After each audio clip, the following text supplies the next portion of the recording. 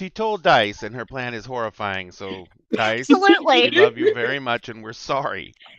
No, It is Dice not is our all for fault. it. No, Dice is all for it. Dice is like, yes, do it because it's gonna be a good time. It's In gonna be a that good time. case, Dice, this is your fault, and we're not taking any blame.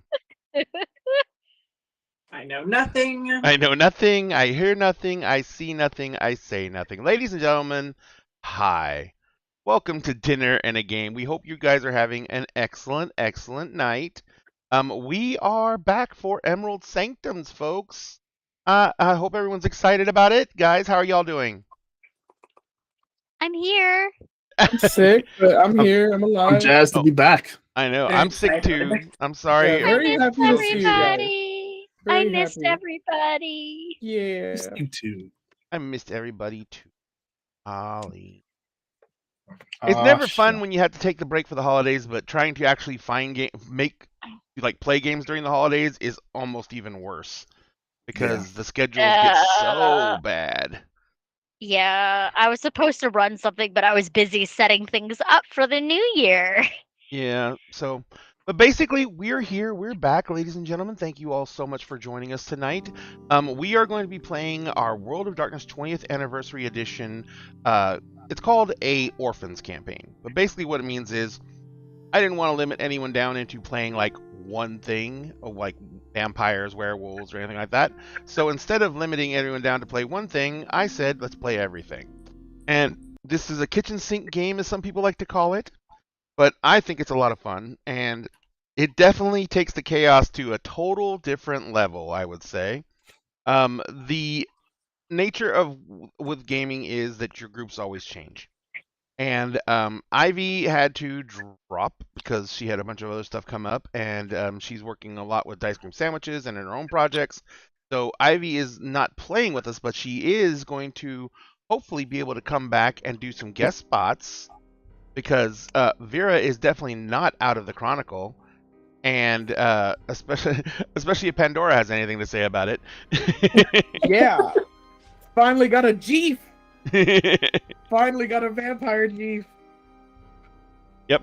But also, you guys, Jonathan, also playing Mark, had to leave the campaign, and that was mainly due to real life stuff because he got a dream job and could not pass it up. And he was still playing with us, but it just got to be, too much, too heavy. And Dinner and Game has one main rule: real life always comes first. Absolutely. So if you guys, if anyone is playing games and things come up, just remember this is a hobby. Do it for fun. And don't let things weigh you down too much. You can always find another group when things settle down again or change something up, or even go back to your old group if things get better. So just know it's never forever, and you will get back to it. But in the meantime, we are going to be continuing this ongoing campaign, which is the second season. And a lot has happened, including us getting a new player to our table. And she joined us at the end of the last stream to say hello, and tonight she joins us officially. So, Diamond. Hi. Hi. Would you care to start the introductions by saying who you are, where people can find you, and who you might be playing tonight? Hi there. I'm Madness Diamond, but since we're friends now, you can call me Diamond. I am Madness Diamond on all socials except for TikTok, where I'm Madness Diamond 2.0. I am a cosplayer, a content creator, and just a general wholesome chaos maker. Tonight I will be playing Bay, who is the human hunter. So we're gonna see how quickly I die because I'm very squishy. Yeah, I've come to calling her the snack. So No, I will not let her get eaten. It's not gonna happen. So Okay. you see, you completely misinterpret.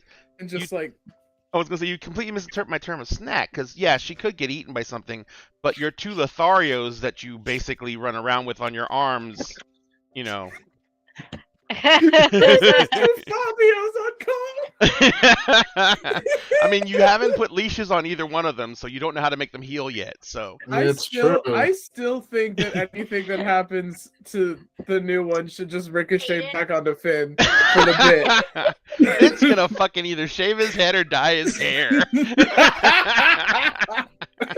I say he goes pink. Rose will that would be dye his fun. hair. It'll be fun.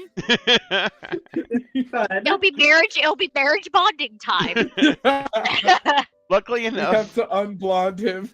Luckily enough, Diamond is a veteran, so she's used to this type of chaos, and so I don't have to warn her about anything. But let's go ahead and say hi to everyone else because we are just coming back off of a very long break, and we, other than the Discord, we haven't seen a lot of each other. So Sphinx, Why? how Hello. the hell have you been? Other than hot as Well. shit, by the way. Oh, why? Thank you. God damn. Thank you. Thank you. Thank you. It's a lovely time. The road Oh, is Hey for me. Ray. Yeah. Hey Ray. Yeah. My pronouns are incorrect. I think you might have copied my character's pronouns and put them Oh, on. when I edited that one, I didn't. Oh no. Okay, I'll fix it. But thank you very much for letting me know. Oh whoops. But go ahead, Hello, Sphinx. How are you everybody. doing? I'm doing fine. The holiday has been good. It was very chill, and restful and peaceful. And then Watsy decided to explode, and that's been its own thing. But I'm good. I'm back. I'm glad to be back playing our Order of Hermes mage, Emerald Grant, who is also the new Merlin, which is gonna, I'm sure, come with its own set of consequences. Yep. I mean, being the Merlin, it's kind of like a part-time gig sometimes, maybe. So, maybe you can just just ignore it and it'll go away. I probably can't. Well, Knowing Emrys, he probably won't. yeah, I know. He's one of those responsible type people. He is the dad of the group, after all. I would say that is definitely a title, and he has it. Yeah. But in the meantime, let me fix one more thing so I can get the pronouns correct in the pronoun places. And Milagros, Hello. how the hell have you been? I've been sick for 3 weeks. This is my 3rd week. I'm So not that quite means that sure you're not what sick it anymore, is. right? That's the way it works, right? I wish. I freaking wish. I went to get groceries today, and I set one foot in the grocery store and felt like I got stabbed in the temple, and I wasn't sure if it was the autism or whatever sickness I have. Either way, it was not fun. But I did get there were pastries on sale, so I have lemon cake in So the at kitchen. least there's pastries. Yes. And I'm very excited to play. I've missed everybody so much. I'm very excited to get back to my full TTRPG schedule. It's going to be so fun. Absolutely. Hell Your yeah. pronouns are fixed. And how have you been? I have been very busy. I relaunched my Twitch channel beginning of the month, the Starfield. Also YouTube. I have a whole new series that is just YouTube exclusive where I drink a cup of tea, try teas that I haven't had before, and do a solo TTRPG. This week and last week was 1,000-Year-Old Vampire, and then next week will be The Wretched Part 1. So, Ooh. yeah. What's the May, wretched? may I? What's the wretched? The Wretched is a solo TTRPG which requires a deck of cards, a D6, and a Jenga tower. Oh shit! And you are on a salvage ship that got destroyed, and you're the only survivor on the ship, and you have to be able to try to evade this thing called the creature while getting your beacons up. And once you get the beacons up, you have 10 tokens, and you have to roll a 6 or a 5 or a 6 in order to remove a token off that card. You have to survive 10 plus days before help gets you. And then when help gets you, you have to pull the last thing on the Jenga tower. If it stands, you survive. If it falls, they make it too late. So there's a high chance of you dying in this game. I take it there's lots of terrifying scenes to read to yourself. Yeah. That series I've already recorded all. It's 8 parts. Yep. Wow. Wow. That's cool. Yeah. So, but tonight I'll be playing Rosaline, our countess. She got married last season at Yes, the she end of did. it. After all of that trauma and strife, she is Purgante, with as everybody jokingly says, Faye baby Jesus. And her childhood friend Aiden has joined the group. Yes. And she's very confused as to why he's hitting on her husband. Very confused. But she doesn't. Does Very she confused. realize that he's hitting on her husband? Yeah, you did no. say she doesn't get it. So. She does. Oh She my doesn't god! get it. We're Bless even her further heart. behind. Reminder, Finn is the first romantic person she's ever gotten romantically involved with because she didn't give a fuck about romance because she cared more about her art. She's a girl boss. Yep. So, and I, of course, am Ray, the founder of the Feast, a dinner and a game, and I am sick as well. I have had the flu for nowhere near as long as Milagros. And Em, you're just getting over being sick, period. I just had bronchitis and then I had COVID. So Oh yeah, you got COVID Bruh. too. Oh my god! I had COVID. Yep, right. Oh, my I had gosh. COVID during Christmas. Oh. Damn. Can't have I was gonna shit. say I remember that because you couldn't go see family during Christmas. I mean, I think you guys already decided not to anyway, but then you couldn't go anyway. Yep. So You're we in Zoom Virginia, called. right? Yes, I am. Can't have shit in Virginia, man. Can't have shit. Which Well- sucks. It was just, you know what? I had Can't have it. shit. I had it. It took me 3 years to get it. It came from hubby brought it home from somebody at work. That's what Probably. we narrowed it down to because I don't hardly leave my house. Well, another big thing about it is you got really. It was super. I don't know what. It's never wonderful when anyone gets COVID, but for timing wise, it was wonderful for you because you had gotten vaccinated a month before. I got vaccinated back in September. Yeah, 2 months before. So yeah, it's like whoa, just made it in under the wire. Yeah, seriously. So yeah, my symptoms were very, very mild. Very mild. So Excellent. I didn't have a fever. I just had the cough and then coughing so much I actually pulled muscles, but that was it. Well, no one likes that at all. But good news is, right now, none of you can get COVID because you're all playing supernatural creatures. Well, almost all of you. One of you's playing a snack. Could you imagine if a werewolf got fucking COVID? They're breaking the sound barrier with their coffee. Well, that's That the would nice be thing. hilarious. I was gonna say that's the Dude, nice that'd thing be about the so werewolves, funny. though. They Hey, can't. thank go. you, Malagarts, for giving me an idea from when I run a Werewolf Werewolf the game? Apocalypse game. Yep. Dude, I'm just saying that would be funny as fuck. A We don't need COVID. to pop up with dog ears. No, Yeah, we don't need a COVID demolition bane. vehicle. Just bring a werewolf with a cold. They'll just start knocking down fucking walls. Just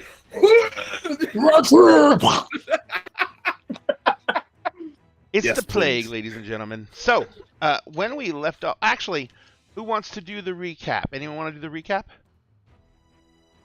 No one has to. I can do it. I barely remember a lot of shit right now. Do you barely remember everything that happened? Oh, are we talking about last season or Just last game. Rose reunited with Aiden? That was some weird shit. Because Rose has to go on a tour. She That's right. hates it. She married now. She made Aiden do an oath of secrecy about the child. Mm-hmm. She got her house in Seattle. Mm-hmm. Pandora was very sad because somebody was angry because somebody was in her chair, Mm-hmm. and she got a Yeah. rainbow scarf from Mhm. somebody. And Mark is That's gone. right. Yeah, from like a fucking ghost banshee fucking. Woman. Yep. Mm-mm. Who left something in the shop? Yeah, Yes. who left a book. In the shop. Of Yes. Shadows, I believe, right? The book Yep. is Liber Umbrarmum. It's Libra Yeah. Umbrum. Aram. It's Libra Umbrum. It means Book of Shadows. Emery's Book of had a Shadows. meeting. Uh-oh. Emery's had a meeting with Tati. Penny is going to be leaving us. That conversation still has not technically been had with Rose. Nope. And it's Rose not going to be don't very know. good for Rose in a lot of aspects. It's not going to be Um, absolutely horrible, but yeah, I get exactly what you're saying. Because of the dreamer aspect. Yep. Emery's also is on technical probation. Just can't put the Merlin on probation. Whatever. Well, it Merlin has to does do what with he wants. it has to do with the sword. It has to do with the sword. It wasn't my And fault. then It wasn't his somehow fault. this woman came from another reality. The woman with the scarf came from another reality, technically. Also not my fault. Yeah, not No. his fault. I think that is the easiest summation that occurred. Did I miss anything else important? I feel like I did. Ivy's in Spain. Ivy's in Spain. Yeah. Well, Or Vera's in Spain, Vera's rather. in Spain. She's got Um, castles and shit. You did miss one very important thing about Vera from the wedding. The dragon reacted to Vera. Yeah, the Yeah. dragon. Yeah, but that was that the was episode previ- before. was it before. Oh, before, yeah. Yeah. And Yeah. Last week it was November 30th. Last session was that we wrapped up with the wedding party concluding. And Yep. starting with like Aiden showing up and being like, "Oh my god, I look like Thor, the Marvel one, not the God of War And one. Who hitting is on hotter? The God of And War hit- one is hotter." I agree. Let I me like just say, me a dirty greasy Thor. Anyways, we like big continuing. boys in this house. But yeah. And You like also, dad bod Mark Thor, just huh? vanished from Tati's house, like just completely fucking Yep. redacted from Yep. existence. Like there was like she checked because that was like pocket dimension, it's in her, Yeah. her Horizon realm. Horizon realm. I was Horizon gonna say realm. Hollow, but I was like wrong game. Yep.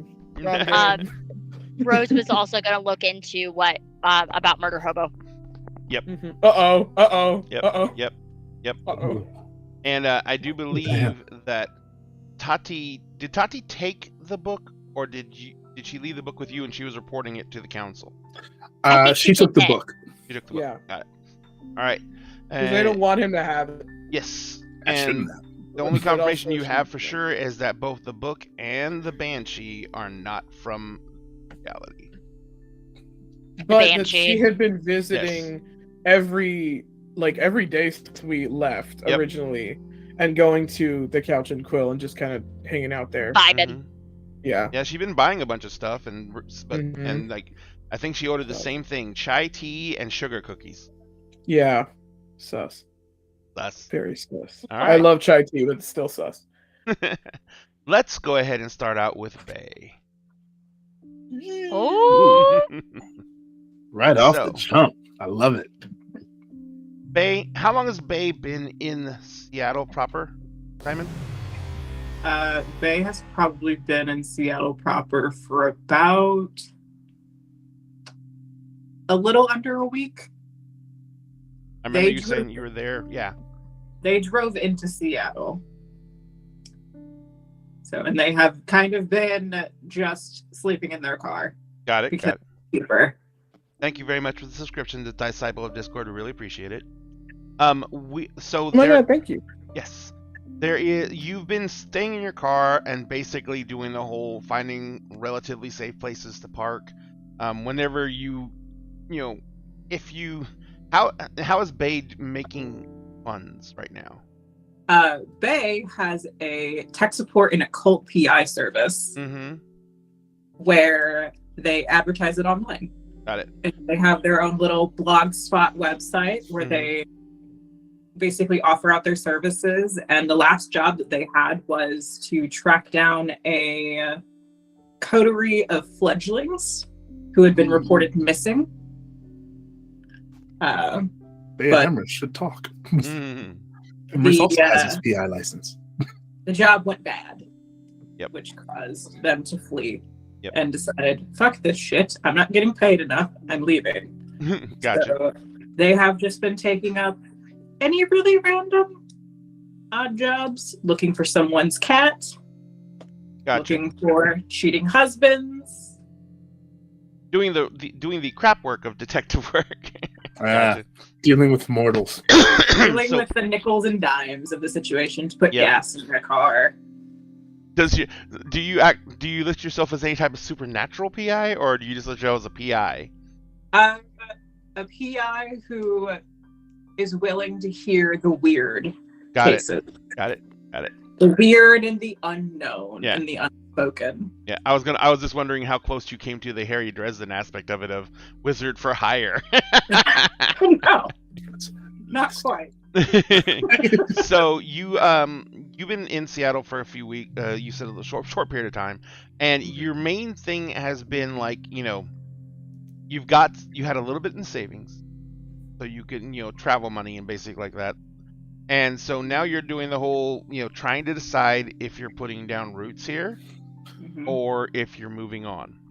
Mhm. One of the cases that you got here, which was a very simple case, a lady thought that her 16-year-old daughter was being groomed by somebody online, and that she was being dragged into a cult. Mhm. And so her daughter was meeting someone at the Couch and Quill.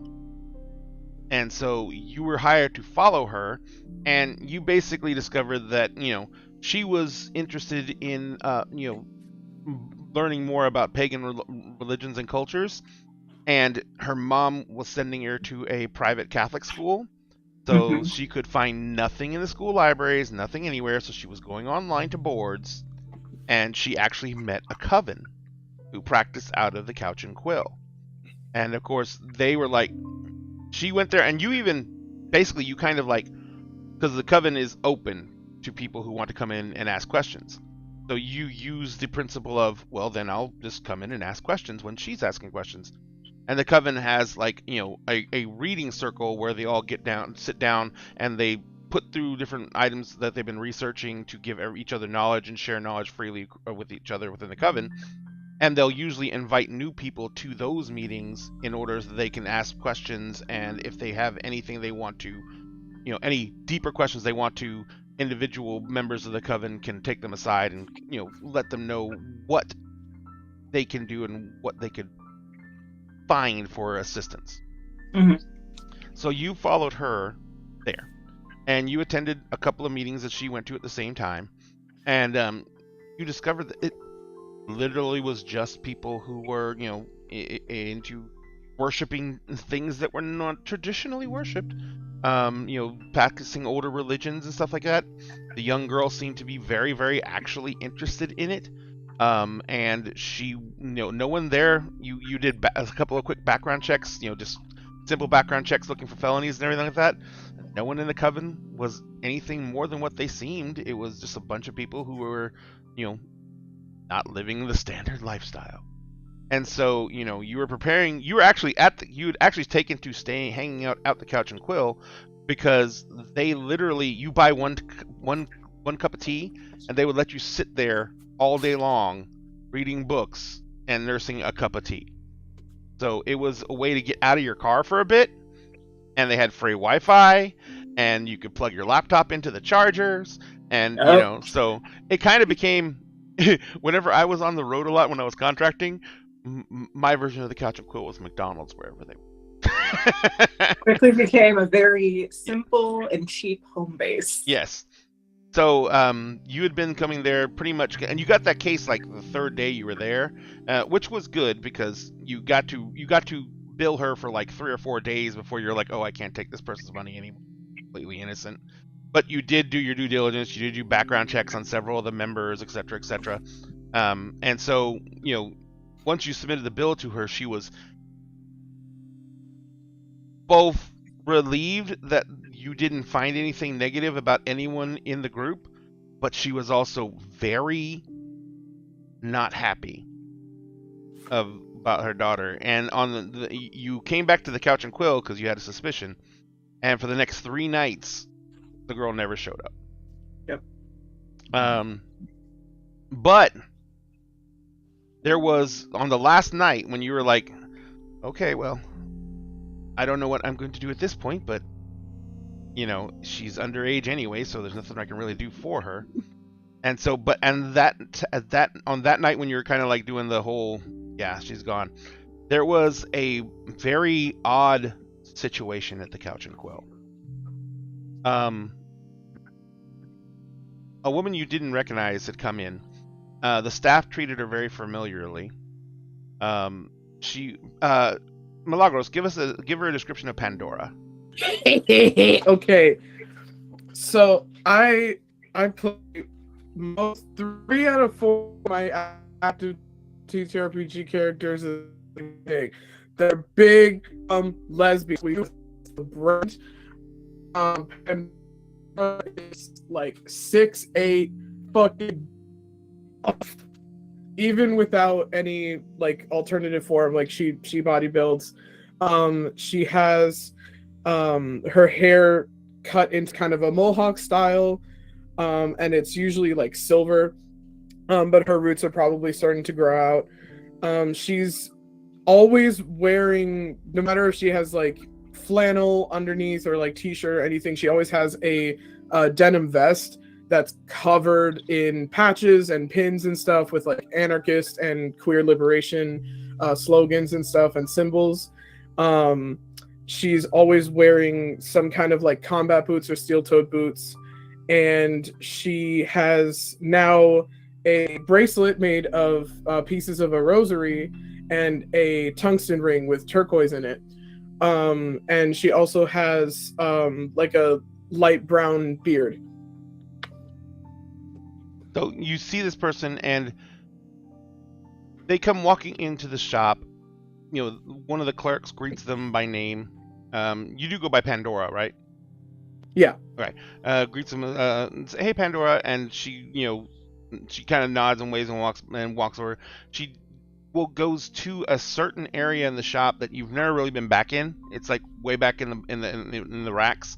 You usually sit in the coffee shop area because the Wi-Fi is best there. But this is like there are seats, couches, and everything like that amongst the different stacks of books, the rows and aisles of books. And there's like all these little cubbies in areas where people can sit down and cozy up and choose and read whatever their selections are. They basically, she goes walking back in the stacks, and after a few moments, a young-looking sliff of a girl with a huge grin on her face comes like almost skipping out of that area. Pandora left first, and she went to go to, I think she went to go get her something to drink. Yeah, I'm trying to remember the next thing. And as she went out, young girl comes skipping out, and she's watching Pandora walk away, and you can see that she's like literally putting herself behind people where she can't be seen, and she's making her way to the door.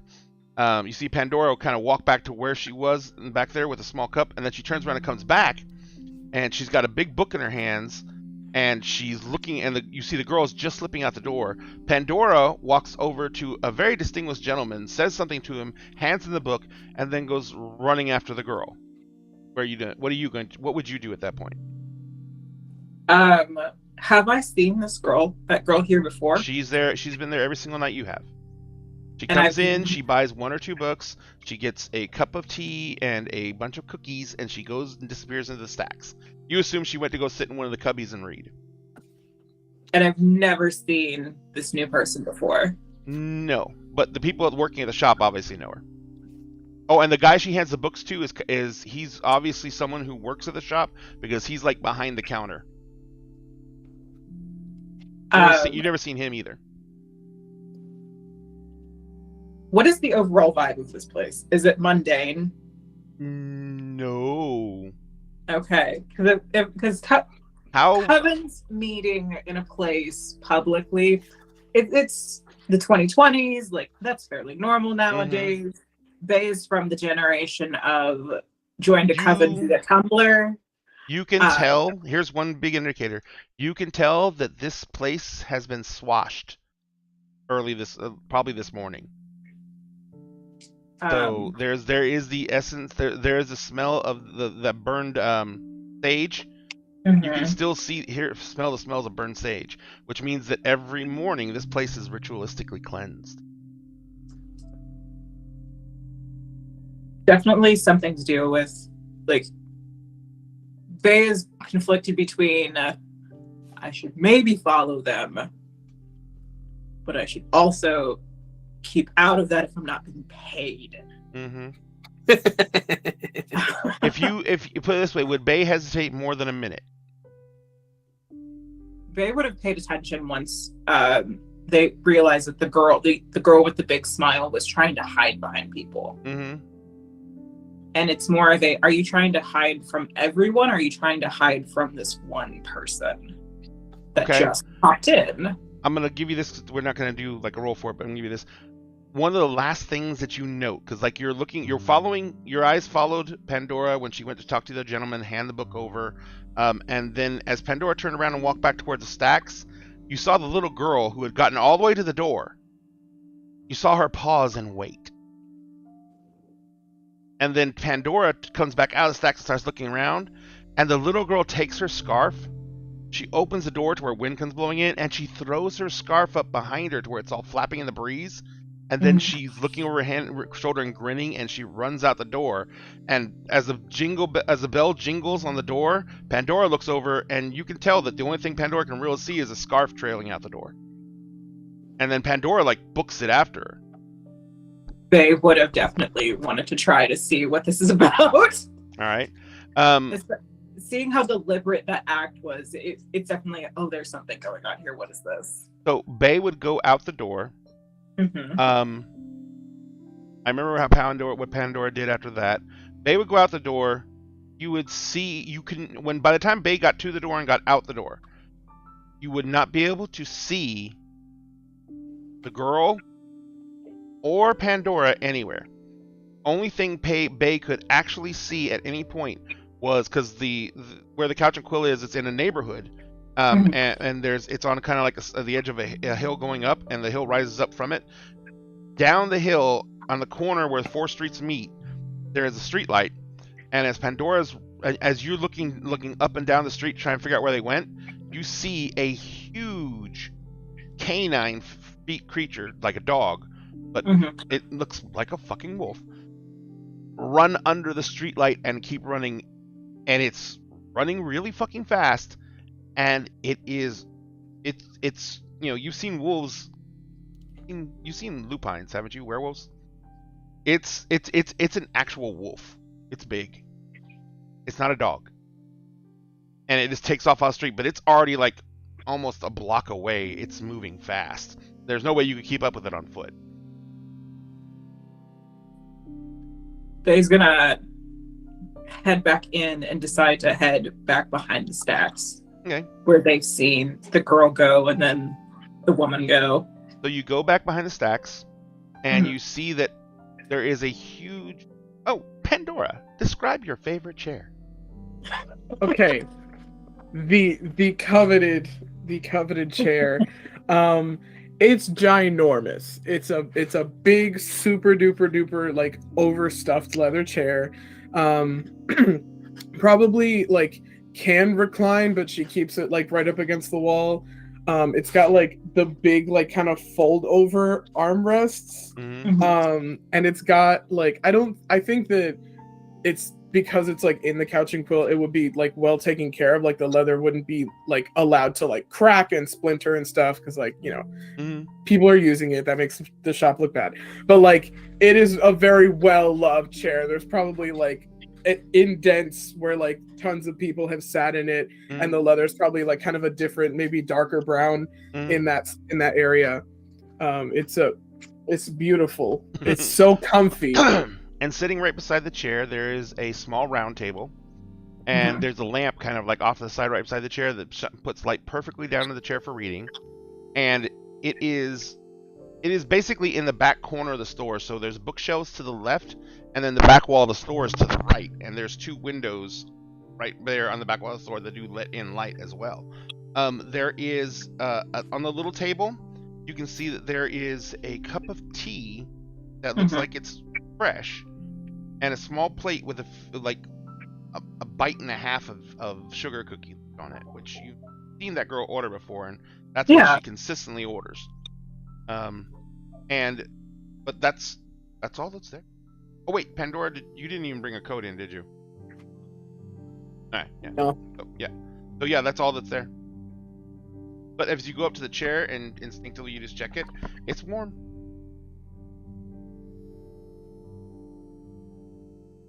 They would like to just search in the chair. Is there anything in the cushions? Is there anything around it? Like anything underneath it? You start looking in the cushions and everything like that. There's nothing. Well, you find some change, which is handy. You find like nothing unusual. Ink pen, some old receipts, stuff like that. Stuff that will have naturally fallen out or fallen beside people. On the floor around it, you're looking on the floor, and as you're looking on the floor, you find laying on the floor directly under the seat. Find what looks to be 2 old iron nails that have been twisted together and look like a cross. If I roll something with occult, would I be able to try to determine what that would be from? Give me an intelligence plus occult roll.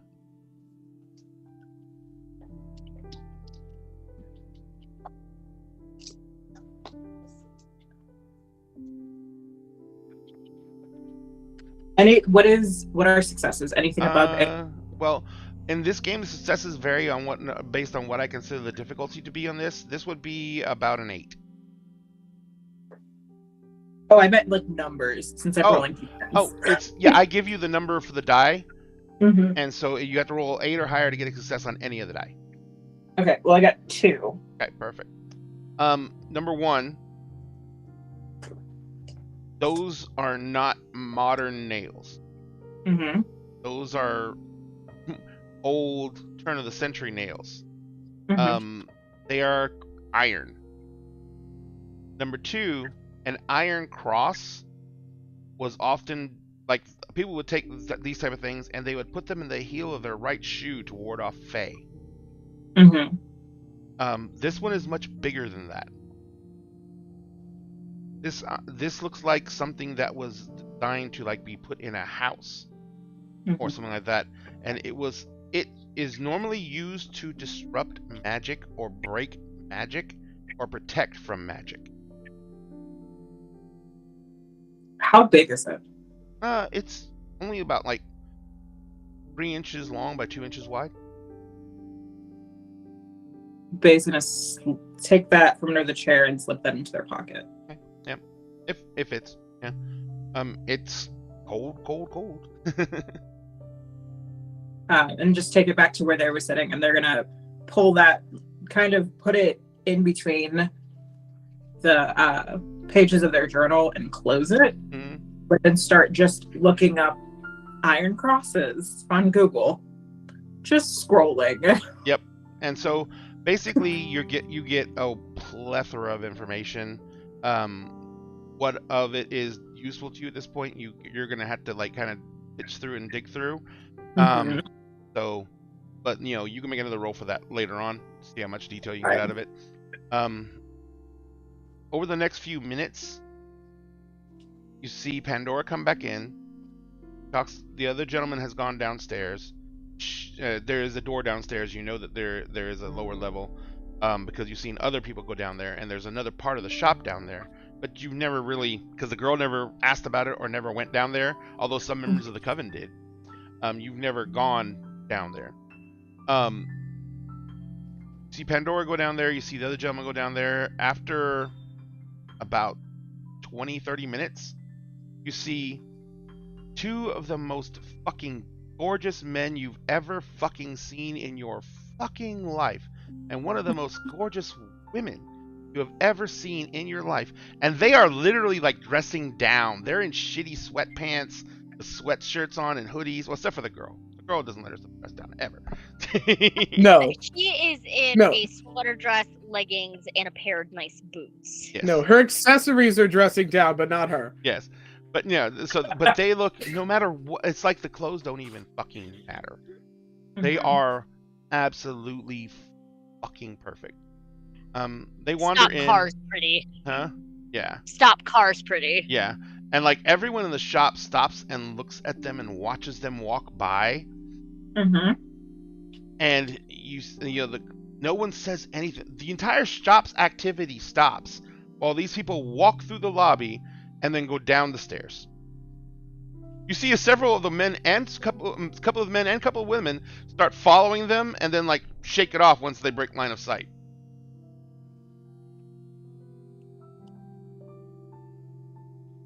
Is there anyone immediately around the table that I'm sitting at? If there are, they're not looking at you. Bea's just gonna lean over and snap in front of somebody's face to kind of see if it breaks them out of it. They're like, well, the moment the line. Oh, you do that while they're still walking through the building. I do that while. Do me a favor. They're Make me a. Because you said that they're heading to go downstairs. As soon as like the last person of those three like hit the stairs, Bay is going to put their fingers in front of somebody's face and snap, just to see if it like get their attention. Yep. I'm going to need you to make me a. God, this is mental, but I don't. Wits, alertness, and what? Not wits. Wits, intelligence, wits, and what? Perception? Are the three mental traits? Mm-hmm. Yes. Yeah. So give me a perception and awareness roll. Difficulty is going to be a 9.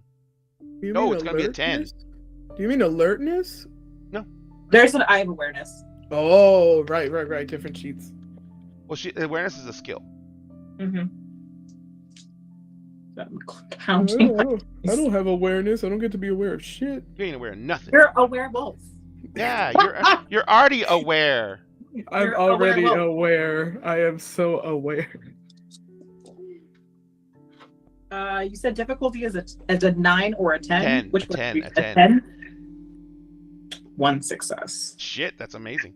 You find it incredibly hard to look away from this trio. Mm-hmm. And you literally force yourself to look away long enough to look around the room and notice that everyone else is just stuck staring. And that's when you think to like snap in front. And there's a young lady sitting at the table next to you, and she's staring, and she's like starting to stand up.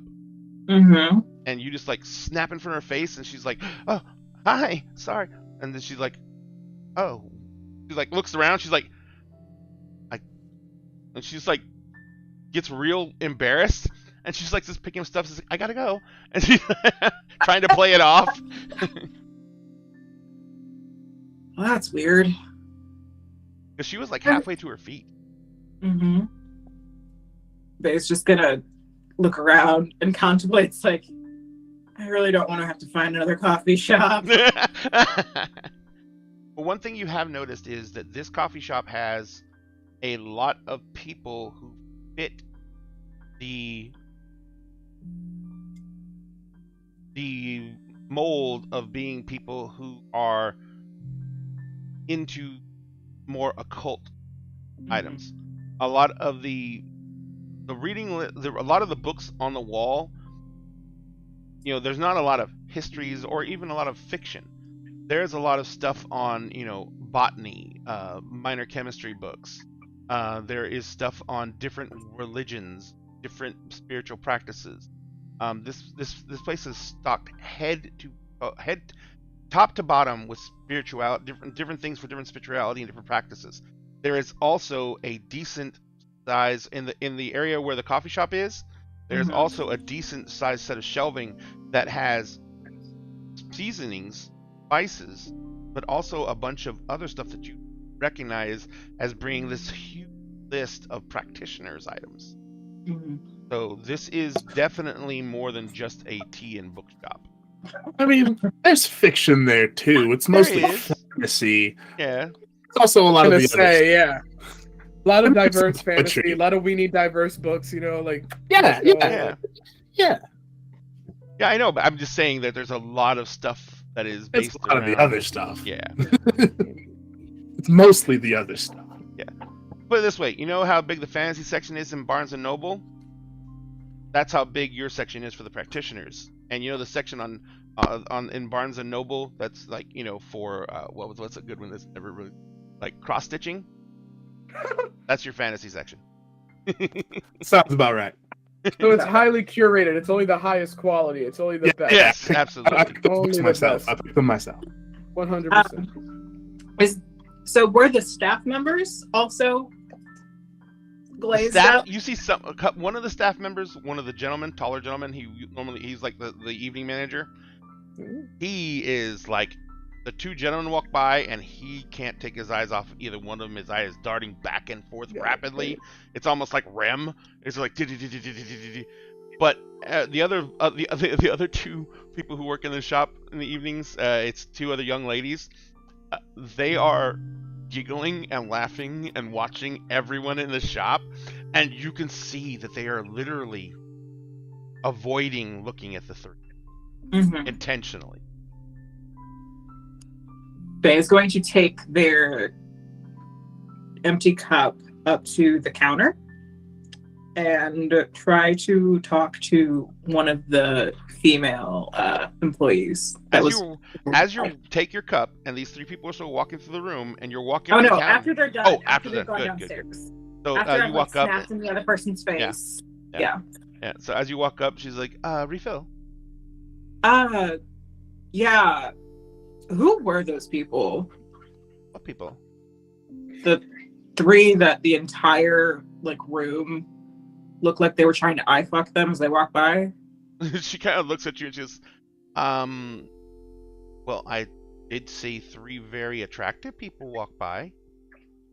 I guess they're customers. Okay. I didn't know if they were famous or something. They should be if they're not. All right then. Are they in a Netflix show or on? Oh no, I don't know if they're famous or not. And the other girl walks up and she kind of thumps into her and is like, "If you try and get that bitch's number again, I'm gonna fucking stab you. Do you understand me? Just stop it, okay? She's hot, but no." And the other girl's like, "Yeah, whatever." No, they're friends of the shop. I've been seeing you come in a lot. Seem to spend a lot of time on your axe, but you've been coming in with that coven, haven't you? I was. I mean, Amelia's group? Yeah, I saw a listing online. I thought I would give it a try. Yeah.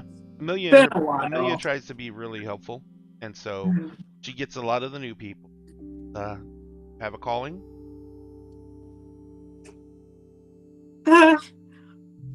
And Beck kind of just runs their hand through their hair and sometimes shrugs. Calling is a really strong term, but it's the most common thing we can use. Did something happen weird? Wanted explanation. I mean, the world's a weird place, my dude. No, I get it. I'm just all right. No problem. If you want the tea? Yes, please. Excellent. I'll get you one. I don't mean to butt in. I just, people come in here all the time looking for answers, and we do try and help point people in the right direction. It's appreciated. No problem. Couch and Quill is home. So I want everyone to be comfortable here. Would their description of a calling fit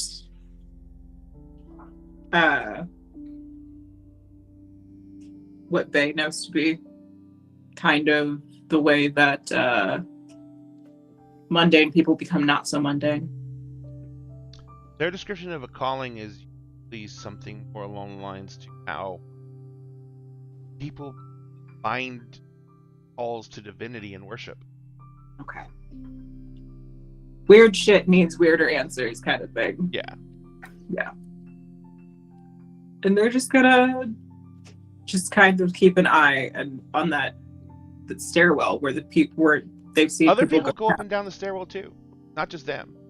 Not but just they them, don't. so other people. Huh? Sorry. So just normal customers have Mhm. also gone up and down those Yeah. stairs. They're going to head towards those stairs Okay. without you head, even. you head downstairs. No one stops you. Mhm. You head downstairs, and downstairs there is another section, and there is a bunch of books. These are like much more focused books.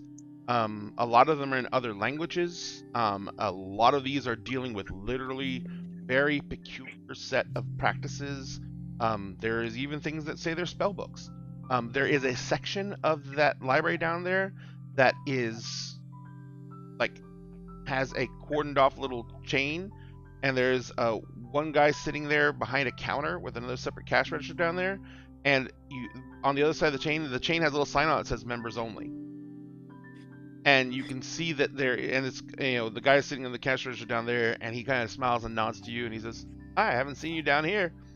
He's got a little book in his hands, and he has a book in his hands, and he has a pen and a quill in his other hand. And as he do that, he puts the quill back into the pot. He closes the book. He ties off a leather strap around it, and he looks at you and he says, "What are you hunting for?" There's no one else in here but other customers. You don't see the three.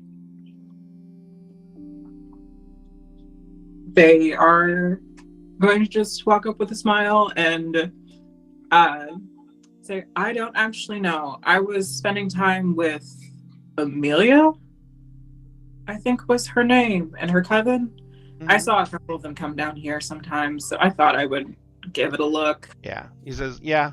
Are you new I'm new to town. and to being a practitioner, being a spiritualist?" Does being on Witch Talk count? Very much so. It says, "So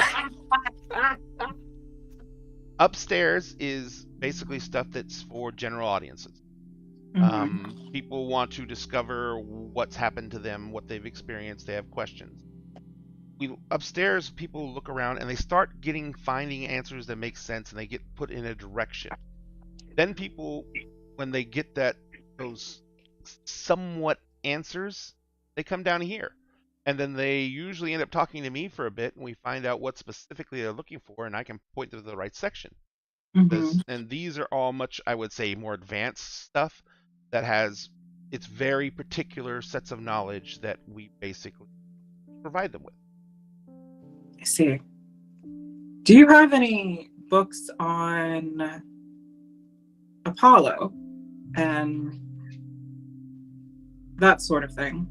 If you're looking, you're looking for the Roman pantheons and Romans. Are you looking for actual practices and worship of Apollo? We do have quite an extensive library on that. Being that he is such a recent deity, and being that the Romans documented every damn thing, he's like, we have a lot on that. I mean, Grecian, Roman sun god who gives his Cassandra's dreams and epileptic seizures, that kind of thing. I mean, the touch of divinity can be really jarring for the mortal's mind. Sometimes it's just a smack. And sometimes it is a smack. Sometimes it is a smack. No matter which culture they came from, they weren't exactly the nicest. He kind of looks at you guys like, "Oh, sorry." Well, if you were asking, I would figured it might be one of his. I don't know. We're not really on speaking terms, so I don't know what to think at this point. It's a long journey. Did you see 3 supermodels walk through here? He laughs and he says, that doesn't happen often." Or just 3 hot people, I guess? I don't know. The entire shop upstairs just stopped moving and started eye fucking them as they walked past, and I've never seen them before. So They Amelia's friends. if you, the gentleman who owns this shop, Mm-hmm. this is also his residence. Oh, I see. but the upstairs is all dedicated to the shop. This portion of the downstairs is dedicated to this specially curated library. And there is the rest of the downstairs is private personal living quarter, and those were friends of his. I see. Does the gentleman that owns this shop know that somebody's trying to put iron crosses under his seating arrangements, and they're going to pull out the little iron cross they found underneath that chair and just place it on the counter? Kind of looks at it, and he says, and he literally reaches behind the counter, and he pulls out what looks to be a really old, the lunch boxes that you always had with that like the guys would take into the mines and shit, or up into the skyscrapers to work in. He pulls out what looks to be a really old lunchbox, and he puts on a neoprene glove, and he picks the cross up, and he's like, "You shouldn't handle this shit with your bare hands." And he opens up the lid to the box, and you can see inside the box that there's a bunch of fucking inscriptions all over the inside of the box. And he puts it down and it's lined in like cheap green felt. He puts it down in the box, and he closes the lid, and he locks it, and he takes it and he puts it under the counter, and he says, "So this place for people who are learning, and for people who already know a lot, this is a safe place. Whoever did that was trying to make it not safe." Well, I found it under the chair of the little girl with the big smile and the rainbow scarf. And she ran out, followed by a brick shit house of a woman with a denim vest and a lot of patches. Okay. So, and they ran out, and I've never seen, the brick shit house before, but I saw the girl at least. No. But maybe one. I know exactly who you're talking about. Can you give me just a few moments? I'll be here. I'll be upstairs. If you end up knowing anything about a book about Apollo, besides, the usual bullshit, just point in my direction. I'll give it a peruse. It's appreciated. He says, "You're not on..." Before I hand you anything, you're willing to accept truth, yes? You're looking for truth? I'm looking for answers because I help other people look for answers. And Bay's gonna pull out one of their business cards. It's very dinged up, and you can kind of tell this is probably a business card that they take back every time because they don't buy more. And it's just simple cardstock, and on it in italic script just says Bay and They Say, which is their company name, and it's tech support and occult PI for hire is the lettering on it, and then their phone number. And he's like, "This is not a local number." I'm not a local.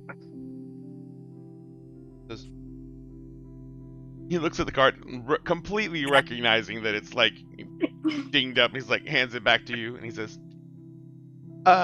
"Emery's, do you leave your business cards by the register?"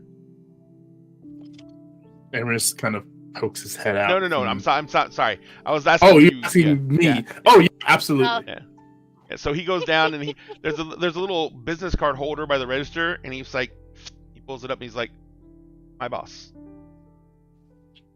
And what does your business card say for your PI business? Emerald Grant, private detective or private investigator, specializes in the weird and unusual, and there is kind of a protection circle, kind of embossed onto the actual Card. the card. It's one of those circles that like you get it and you get this like instantaneous feeling that like, oh, safety. Okay.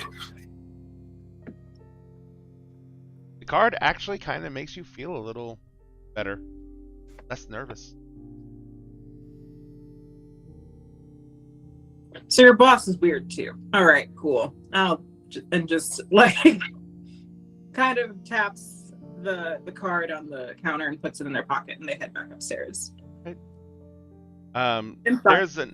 Gotcha. There's a knock on the door to your personal quarters, Emery's. This is just as the Rose and her troops are getting ready to leave. Emery's, Penny. And Emerys will go up to the door and go, Rose. We're not doing Rose? this again. We're doing this every time. And Emerys will open the door.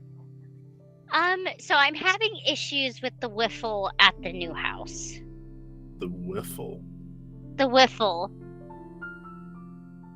Penny has a piece of paper taped to the fridge, and literally on the piece of paper it says, when she asks for the wiffle, just put this into her Wi-Fi password spot. The wiffle. Gotcha. Okay. Oh, I have somebody to introduce you to. Oh, okay. She'll point at the tall 6'4" hunk of a man, long brown hair, green eyes. This is Aiden. Childhood hello. friend. He says, hi, how are you? Pleasure to meet you.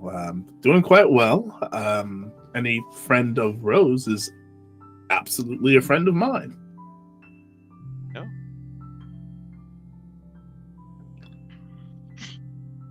So is that all you came here for? Was the Wi-Fi password? No, I just needed to get out of the house a little bit. I've been feeling a little cooped up. Sure. Also, Finn and Aiden have been drinking. Because they were drinking. That's right. So they are going to need some coffee. Probably. I just Finn wanted goes, to see or everybody. more wine. No. I'm pretty sure your wife would not be okay with that. Finn stops and goes, oh shit, I have a wife. You do. He looks at you. Probably- Not that I you mind probably- having a wife. So you probably want to leave the oh shit part out of that. Well, I mean, she comes Rose with attachments, and he points it. He points it. Rose looks so offended. Where's Penny? Penny's in her room. Yeah, she's in a room, probably resting. Oh, I just wanted to see how she was doing in her new semester at college. Has that really? I am going to let you discuss that with her. Did she fail? I am going to let you discuss that with her. She's going straight for Penny's room. What is Penny's actual first name? Penelope. Penelope. Penelope! So you go walking out to Penny's room, and you can hear there's sound coming from the other side. It's muffled, but you can't really make out what it is. You can hear it's rhythmic though, so it's probably music of some kind. Penelope. Penelope. Bang on the door. Penelope. Bang on the door. No answer. Mm-hmm. Is the door unlocked? Check it. I'm assuming. Yep. It seems to be unlocked. She's going right in. Penny is in her room. She's standing in front of an easel with a painting with a canvas on it. She is in a giant bunny rabbit onesie with floppity ears and a poof white tail. I love my daughter. She has the one sleeve on the onesie is pulled all the way up, and she has her palette in that hand. She has one brush in her mouth sideways, and one of the flop ears has been tipping it, so the tip of the flop ear is turning like a bright red because it keeps on brushing across the brush with paint on it. The other hand, she still has the bunny glove hand over that hand, and she's holding her paintbrush with that hand, and she seems to be working on a very much an impressionist painting. And she's got gonna watch for a minute. she's got a set of headphones on, like these, like big headphones on, and you can hear Yeah, there's she's like gonna- very heavy bass beat coming from them. She's gonna watch for a minute because Rose can always appreciate it. She loves the arts, and then after a minute, she'll walk up. She'll make sure she'll go around so she's behind, like by the easel, so she can see front on, so there's not sneaking up and scaring the shit out of her and ruining the painting. Gotcha. So you come And around she'll the do a- easel, and as she's looking at it, and she kind of like, I guess she sees the movement coming out going on. She kind of looks over. She does startle a little bit, but she's like, and she goes like, and she like, she goes and puts the brush down. She puts the palette down. She takes the headphones off, and she like looks at you and she says, "Oh, hey, what's up, boss?" I've asked about how your school's going. You should have started by now. Well, For I this mean, semester. I normally, yeah, I would have been, yeah, we would, registration was a couple of weeks ago, and I was, that would have been a thing. Yeah, I would have done that. Yeah, but Did you flunk out? no, I'm doing really good. But a lot of stuff's been happening, and a lot of things, and While this is happening, Emerson's getting coffee for Finn and the other guy. Gotcha. Aiden. Aiden. Aiden. Yeah, Aiden. No, he's just yeah. a third. He's just a third now. He's just a third. So, He says, but you see, so a lot of stuff that's been happening has been eye-opening, and it made me realize some things, and I think that it would help me out a lot if I got some time just kind of be normal and go to school and not get possessed by a entity of the universe, almost kill everyone, and finish my degree, and so I was going to go down and stay with Tati for a couple of some, and they got a great art program down there, and Tati needs some help in the shop too, and so I was gonna go stay with her for a bit and try and see what it's like to not know that there is a dragon made of magic in the world. So you're going from one supernatural hub to another one. Well, I still have to learn how to control magic, and that's why I can't stop learning. I just don't want to. I just want to be somewhere where it's not every bit of my. Rose nods, and she's like, I can understand. I mean, I'm not gonna go forever. I mean, I might go for one semester and fucking hate. But But you're at that age now.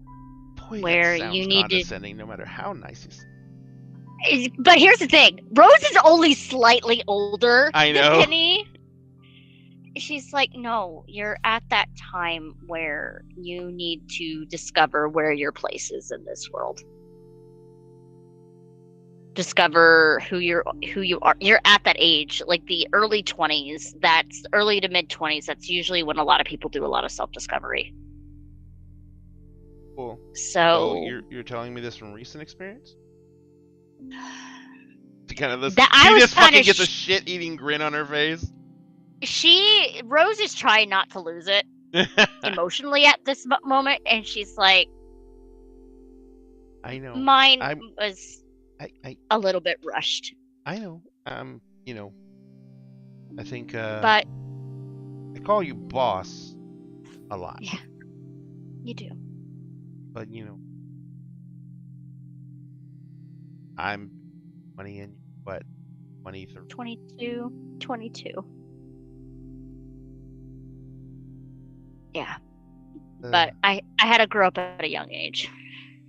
I think that's my big point. I had to grow up at a young age. Until recently. Very recently. Yeah. Dad, and everything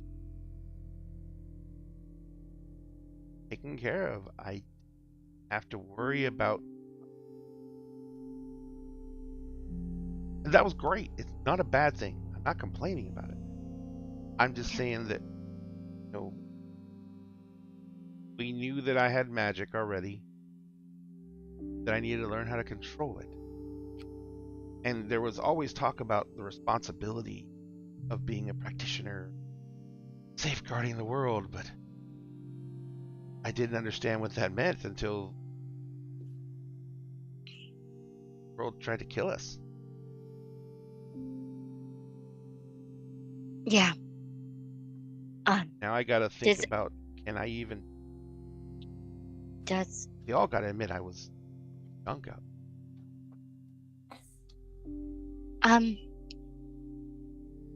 You did as best as you could. And during all this, we all showed ugly sides of ourselves. Very ugly side of ourselves. And that's what happens when people are desperate. Emerald is walking by with like a tray of coffee. I don't know what you're talking about. That was pretty the whole damn time. Yeah. That was pretty. Walks into the room where Finn and Aiden are. So See, Emery Finn and knows that you're Aiden- going. Yeah, I already talked to him. See, Finn and Aiden have somehow found your case of wine. Mm. And they're both looking at her bottles. No.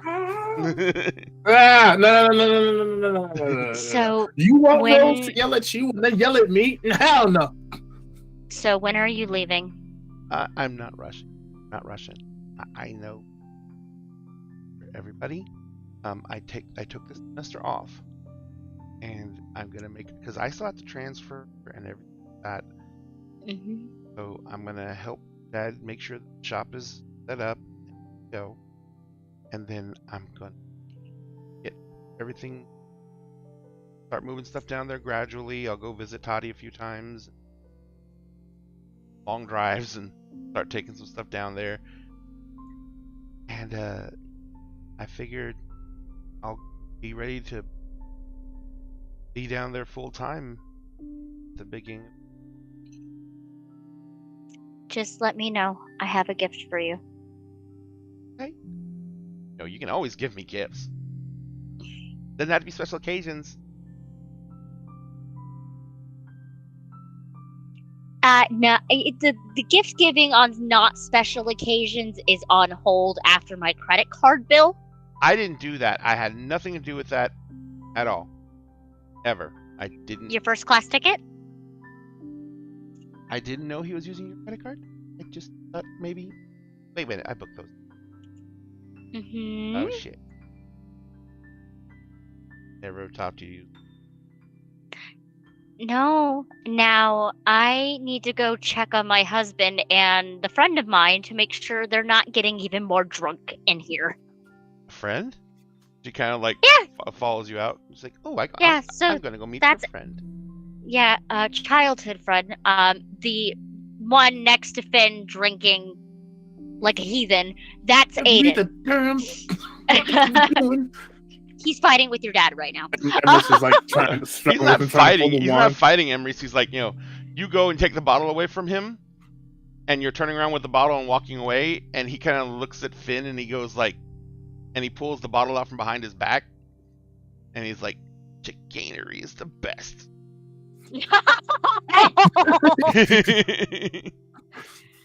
Aiden! Aiden says, yes. knock that shit off. All right, I was gonna open it, but I can just break the top off. No. You're getting cut off. He literally says, "Excuse." Technically, I'm the higher ranking Fae in here, so knock it off. Ah. Why, yes, my grace. And he bows deeply. She's like, she But hates you- it. And when he told them- stands up, I know. and when he full stands rank. up, he is in full court regalia of his house. Are we really doing the House Allele thing right now? Are we really being this petty? He says, "Your Grace, you have invoked the right of your rank. Therefore, I must defer to you, as I am now an attendee of your court, which you are apparently holding here." And Emrys walks past holding the bottle. Petty, do you not remember what you all are? Penny walks right by Rose in her bunny onesie, and she walks right up to Aiden, and she's looking up and is like, "Hello." Penny! Dear. She's like, "Shush, this was not yours."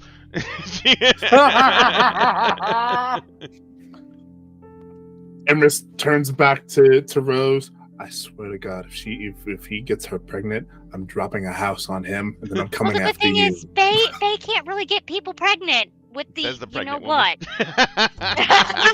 Yeah, Emrys just raises his eyebrows at it. she just, and she's like, he knows. He knows. Penny looks at him.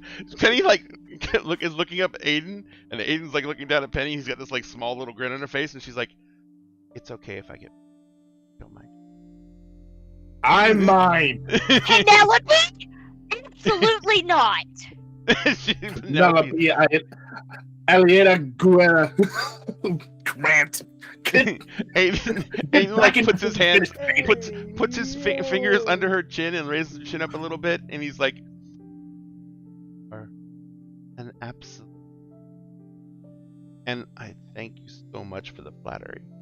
It says, "But your father, powerful, and will surely melt my face, silly putty."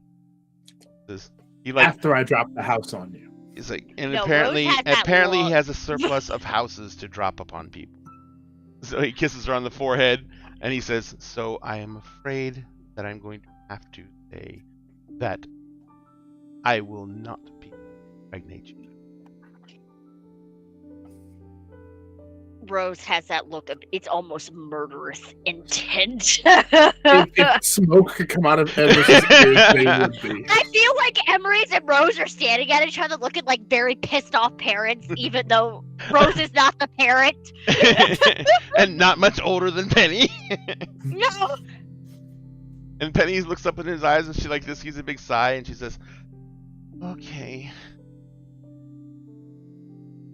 And he like puts her hand over he puts his hand over her eyes, and and he turns her around and he uncovers her eyes, and she's looking at you guys. She's like, "Oh, hey, where's your friend?" Yeah, so something about getting impregnated? What? Mhm. Getting impregnated? You're already pregnant? Pandora? No. No. You No, just you offered were it. you just drooled all over Aiden and asked him to Who's impregnate Basically you. offered yourself to him. Who's Aiden? Don't turn around. You're not Don't gonna turn look around. at him. Aiden, just say Don't turn hello around. from behind. Hello, Penelope.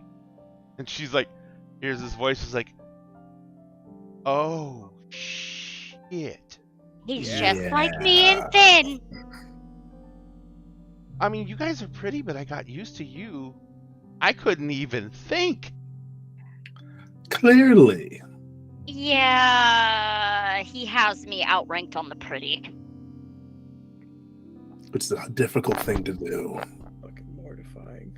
Like, am I got to like Where's Pandora? Pandora's Pandora's actually been here. yeah, Pandora's there. Pandora's She just just been hasn't watching. seen her. Pandora. Oh, I was gonna pop popcorn. We're not flaying the new guy. Playing the new guy. Not We're yet. not Aiden's like, playing Aiden why would I be flayed? for pissing me off. Well, then I would have been flayed when we were 9. No, you don't understand who Penny is, okay? You don't understand the lengths that, and kind of gestures to Emery's. You know he has Excalibur, right? No, I didn't know that. Lots of Pandora! folks don't know What? that, If he's joining the Pandora. group, he's gonna find out at some point. No, Rose will Is he just look joining at the group? Aiden. Hold on. She'll look at Aiden. Add that to our oath of secrecy. Then we'd have to redo the oath. Okay, then we can redo it. Okay, redo the oath. So we redid the oath because I'm not reading that verbatim right now. Boy. What is my By the wits way. again? It's 1. It's 1. Blood. And manipulation, also 1. He can't Pandora, utter. Pandora, for the sake of, at the very least, my own sanity, Right. please don't tell anyone else about the sword unless you ask me about it first. But Please. as I was saying, Aiden is gonna be here for a bit because he is traveling Right. He's with me and Finn for our royal tour bullshit. Oh, that's right, the world tour. I still think you Aiden should says, start a band. Absolutely. I'm going to be going with them on the world tour. She needs a coachman, help her down out of the carriage. And sometimes I may have to lay across puddles so she can walk across them safely. You know, that's Are you sort gonna of thing. hire Janet Jackson? You know she's touring again. I mean, that'd be cool, kind of cool. I mean, Aiden- we can't let Finn do the puddles thing because he might drown. So Yeah, that's, he that would makes probably sense. he would probably die completely. Yeah. Mm, Yeah, he would yeah. 100% drown. Finn's like, She's looking at Finn. I think I hate everyone. I personally did save your life at least once, so I feel like I get to make fun of you a You little must. bit. Well, hold on. So you hate me too? Ooh, Why would I ever hate he's you? gonna get put in Never wife make jail. fun of me. I do when I'm drunk on occasion, but I can't drink I've now, seen it. can I? Nope. Actually, I Apparently, roasted neither you can for a I little bit. anymore. I had a meltdown while you were dead, and I said some very bad things about you while you were dead. It's true. You really don't want to know what she said. Sorry, I It was was on the- dead. Yeah, maybe next time don't sacrifice yourself,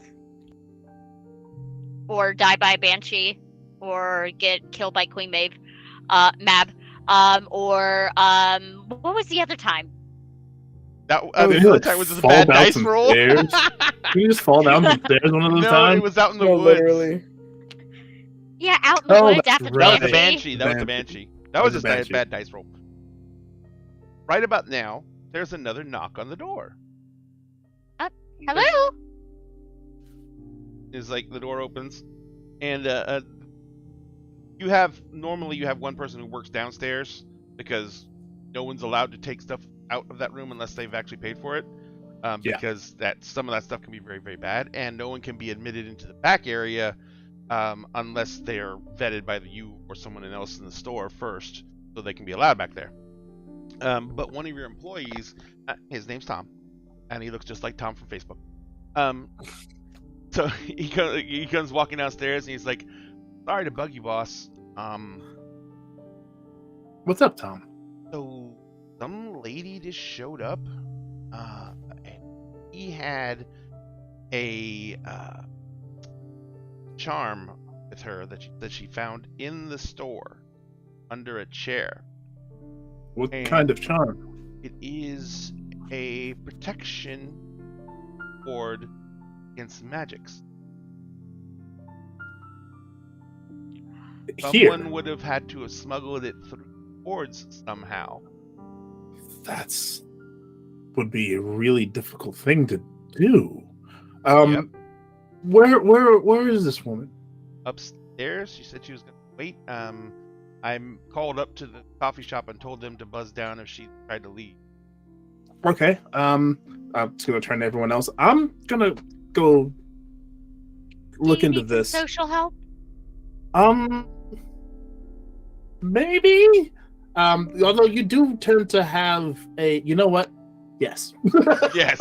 Rose is gonna go. All right. And she's looking at Finn and Aiden. You two be good boys. Pandora, if they act up, you can maul them. And then she's going up the stairs. Yes. At the very least, bump them on the head. Penny's like, Can't do it too hard to Finn because he'll die. Penny's but, like, I'll just. I got it. does this mean I get trapped in my fucking room because I can't turn around? Yes. Yes. I'll walk over, wait. give Penny a kiss on the forehead. Okay, and start walking finish. upstairs. Hold on. Penny, finish the painting so I can critique it later. It's gonna have to be an iPad, baby. We gotta get you a phone or something to focus on. Until you move, I still get to critique your stuff.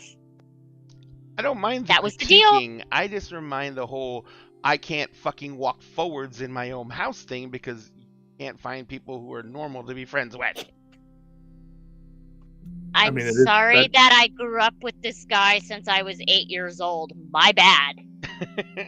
Why'd you have to grow up with an I'm Abercrombie sorry. and Fitch model, though? I'm sorry that you grew up with someone so hot he can literally wipe my brain. Abercrombie and what? Sorry, a magical Abercrombie and Fitch model. You know, have you been to a mall, Rose? Looks like he belongs hey, on the CW or something. I No, don't literally. What But the have you hell? been to a mall? I mean, we did Wait, go to she says, a shopping wait. center. Like, what's his name who plays Arrow? Dead ass. Hotter than that. Fuck this, I'm turning around. No. Like think Stefan from the Vampire Diaries. Rose is heading upstairs. If she tries to Take turn it around, with Pandora's you. gonna take one of the ears and kind of use it to pull the hoodie over Pull her the eyes. pin over. Yeah. Sorry, not Stefan. Damien. Damien was the hotter one. Think Oh, Damien Lord. from the Vampire Diaries. And he goes upstairs. Yeah, I was like, Emery's, we gotta go talk to your little house guest. All right. So what we're going to do right now is we're going to take a 10-minute break, 10-15 minutes for everyone needs, and we're going to go get water and stuff like that, and we will be back, ladies and gentlemen, so don't go anywhere. And remember, tonight at the end of the show, I'm going to announce the winners for the 1K contest, because we're going to find out who won the D&D book core set books and who won the GM screen. So we will go ahead and let you guys go now, and we will be back in about 15 minutes. See you then.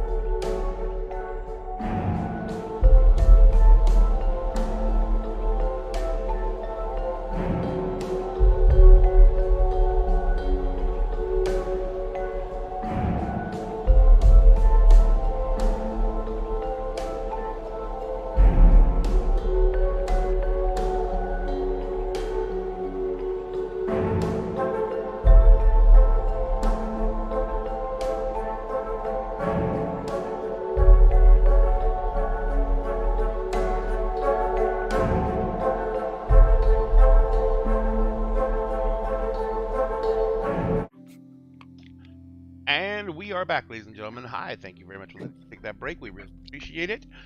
Remember, at the end of the show, we're going to go ahead and make the announcement of who wins for the two drawings. One is going to be for the D&D core set of books, which is the nope, that's Spelljammer. Is the limited edition D&D core set, Player's Guide, Monsters Manual, DMG, plus a GM screen in the slipcase. Fuck Wizards over and get your set for free. We're gonna have the drawing at the end of the show for that, and then the giant GM screen, which is 3 feet long, about 18 inches tall at the highest points. It's got 2 dice towers that are like 18 inches tall, and it is going to be, oh hey Community DM, it is going to be those are both going to give away at the end of the show tonight. As long as you follow us, you are in the running for it. I've already got the list made, and we are going to do the drawing at the end of the shows before we raid. And around for that, you don't have to be around to win. We're going to contact everyone through their Twitch handles for the winners, and so you don't have to be around to win. But if you want to stick around and see who wins, then we'll be doing that at the end of the show. In the meantime, back to where we were. So there was a parade of hotness going upstairs to confront Bay. That's it. Yes. All right.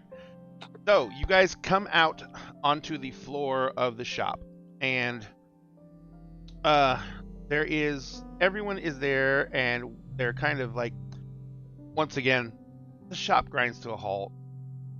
It happens every time Rose walks to the shop. It happens every time Rose and Finn walk to the shop. And now there's God damn 3 it, of them, Rose. so it happens even worse. No, well, 2 of them are still downstairs getting babysat. Oh yeah, that's right. You left the Yeah, boys downstairs. and Dora was promised you'd get to maul them if they misbehave. Yep. You were promised you get to maul them. Mhm. So, yeah, Rose, you come out, and as you guys come upstairs, the guy working behind the counter, he says, "Oh, hey, Rose," and he looks. Hi. He looks at Emery. He's like, "Over back in the coffee shop, sitting down." Perfect. You guys go walking over. Yep. Describe. Well, I didn't let you describe when she walked through the room, but describe Rose and Emery's. Describe Emery's. Rose is like 5'2", so she's petite, very pretty, white, like the perfect white blonde hair. It's kind of short now, very unsettlingly beautiful violet eyes. It's naturally that color. Her ears look normal, but if you can see through Fae shit, they're very pointed and very elegant, has a ton of piercings going down. Very, very pretty. Super pretty. Can stop cars pretty. She has a ton of freckles on her face as well, and she'll probably be going to the counter to go get her cup of tea for the day. Emerus is kind of tall, slender, dresses a lot like a college English professor, but like one of the really cool ones. Kind of bronzish colored skin, beard, long dreads, just past shoulder length, that just got tied back in kind of like the kind of half ponytail thing, with the rest of it kind of draping behind him. And yeah, he's very like he looks very bookish, but does not actually wear glasses. And yeah, just kind of looking about who. You're muted. I'm muted. One of the girls behind the counter kind of like is like facing you and like is pointing at and describe Bay. Bay is standing is 5'8". Sitting, they are slouched in the chair, and the way that they're sitting, you can kind of tell that they're resisting the urge to put their shoes on the table, because that's just the comfortable gay way of sitting, is the weird way. So one leg is like thrown over the arm of the chair, the other one is like spread the other direction. And they have bottle blonde hair with the shaved sides on each, and they have laurel leaf tattoos that go all the way around, and the tattoos are done in black and brown, but they kind of have a little bit of a sheen to them somehow. They're adorned with a bunch of jewelry, sun and star earrings that definitely look like they were from a tchotchke shop, but they look very dented and well used and well worn. They have silver, gold, bronze necklaces that are all different little trinkets and charms that are also look like they're dinged up, and they have bracelets all the way up their arms that look like that they were all mostly handmade. And if you were to see this person, you're just kind of like, they must have a lot of arts and craftsy friends, or do a lot of trade swaps, because that's kind of all of the jewelry they wear is very homemade-esque. They're wearing flannel, just a normal tank top and jeans and combat boots. And they're starting to doze off a little bit with their head tilted back in the chair because they've been waiting and they're not good at waiting. So what are you two doing? Oh, and they also have facial scars. They have one scar across their eye and then one near their lip. Rose is going to the counter. Getting her tea. Ginger today. Emerus will walk up to where Bay is sitting, and I'm sorry. Hello there. Gonna jolt awake. Recognize the gentleman who was handed the book earlier. Wasn't sleeping. Still here. Yep. It's quite all right. I'm told you were looking for me. Are you the weirdo PI who owns this place?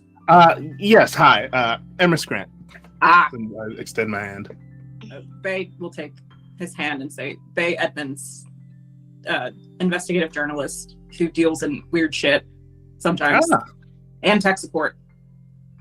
Well, we have the weird shit in common, not so much tech support. You need somebody to reset your Wi-Fi router. I know my friend over there, guys. Rose is coming over Poke with the her cup of Rose. tea at this point. Are you pointing And at just- Rose and saying that she's the one who resets the Wi-Fi router?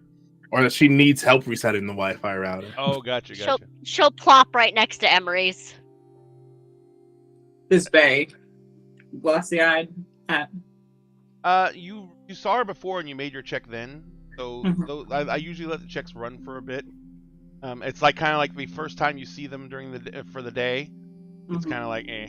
And if she changes clothes or if she attempts to seduce you, then it gets worse. Okay. You're with the ones who people were eye fucking while you were walking through. See, I told you. They can't help it. They can't Okay. help it. Goddamn CW show. Are you guys friends with the brick shit house too? Brick shit house. I think she's referring to Pandora. Oh, yeah. Yes. Yes, Pandora's a dear friend. Pandora. Are you friends with the small one with the big grin that ran out earlier? Who? The one with the scarf. The one with the scarf, yeah. Honestly, I just met her for the first time tonight. I don't even think you actually met her. I thought we did. That was I not one of the people that followed her out? No, it was just Pandora. Okay. No. Yeah. Okay, so that one's not with you guys then. So that's a different weirdo. Okay, cool. I think I'm caught up now. And Bay's gonna extend their hand to Rose and say, Bay Edmonds, Rose. nice to meet you. Tom downstairs told me you found He did iron show it to you, cross? by the way. It's he put it in the lead-lined lunchbox that's designed to contain magic items and influence. Yeah. You found an iron cross and gave to him? They're gonna grab their journal, which is a very beat up leather journal that's definitely been scratched up, painted over, been through the ringer, and Has one flip gunshot open. I mean, there's probably a gunshot in it. This Who is the knows? time my journal saved my life. Oof, we sell yeah. more of those if you're in need of one. I'm good with this one. I think it's not dead yet, so Fair enough. I haven't lost it. I lost another one. Anyways, and they're going to turn to the page that they have just kind of scribbled down a general size and look of the Iron Cross, and just notes that they've taken on it, which is basically what Tom had said about it being used to break through magic wards and it being unsafe, and unsafe is in quotation marks. That's what it looked like. It was under the chair that back there that I think that girl was sitting in, because it had the sugar cookie bits next to it and the weird tea that she liked to drink. Emrys kind of looks over in that direction. Pointing kind of. Well, you know where she was sitting because At Pandora's Pandora chair. told you. Yeah. It's the iron cross in Pandora's chair. That's Well, it was I'm under it. curious. It was Under it. She'll start tugging Emery's sleeve. Hmm. Iron or cold iron? I mean, it was cold to the touch. It was old enough that it was probably cold iron. When Tom took it from you, did he do anything you might consider weird? You mean how he took out like surgeon gloves circa like Mad Frankenstein era and put it into a lunchbox filled with a bunch of scribbles? Yeah. He looks at Rose. That definitely sounds like cold iron to me. Daddy needs to get out of the building.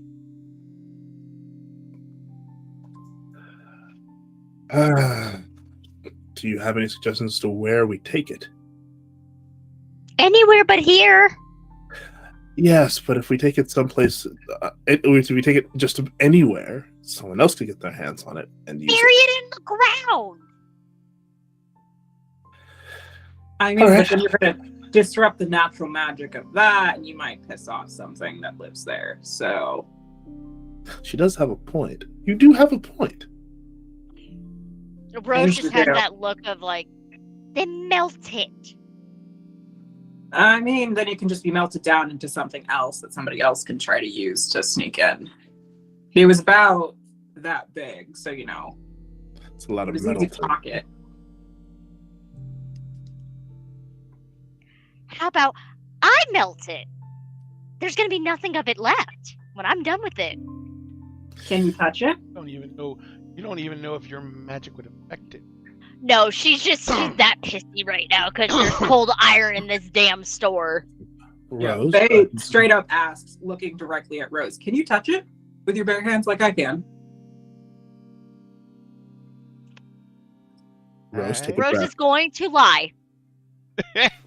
I love how you like declare that.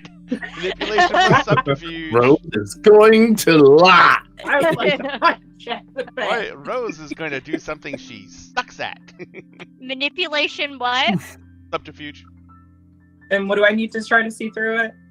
You need to get a wits and you have awareness, right? Wits and awareness. Or empathy, whichever one you have more of.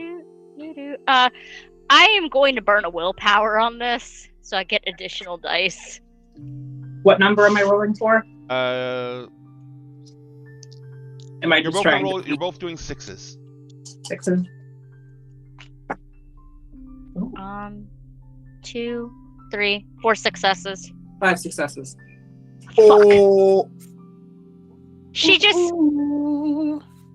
She's not unconvincing, but what does Rose say? most of the time. They just alright. There's And then just opens the something about it. journal. Not And being put- straight up. Yeah, she's not being straight up honest with you. They just opens the journal and opens to a page and just puts a dash mark next to something and closes again. Rose is just gonna look at Emery's. And it's that look of this bitch knows too much. Empress definitely quirks an eyebrow up at Rose and kind of turns to Bay. You seem fairly well versed. May I ask what your experience is with these kinds of occurrences? Remember, you can some of your abilities to try and see if she has anything that would be supernatural about her. That's right. You can use Prime and Spirit, Prime and Mind, or Prime and Great Prime, but it's much harder. Well, I've got a point in Spirit now, so I'm going to use Prime and Spirit. See, if It's a that simple doesn't rope, work, so yeah.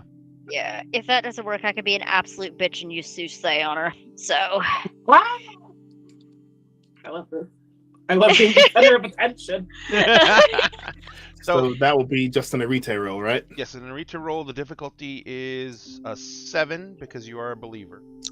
What I wanted to know though is, are you going to do anything to try and lower that with? Because you don't have your foci with you. Do you? I'm assuming you don't have your staff.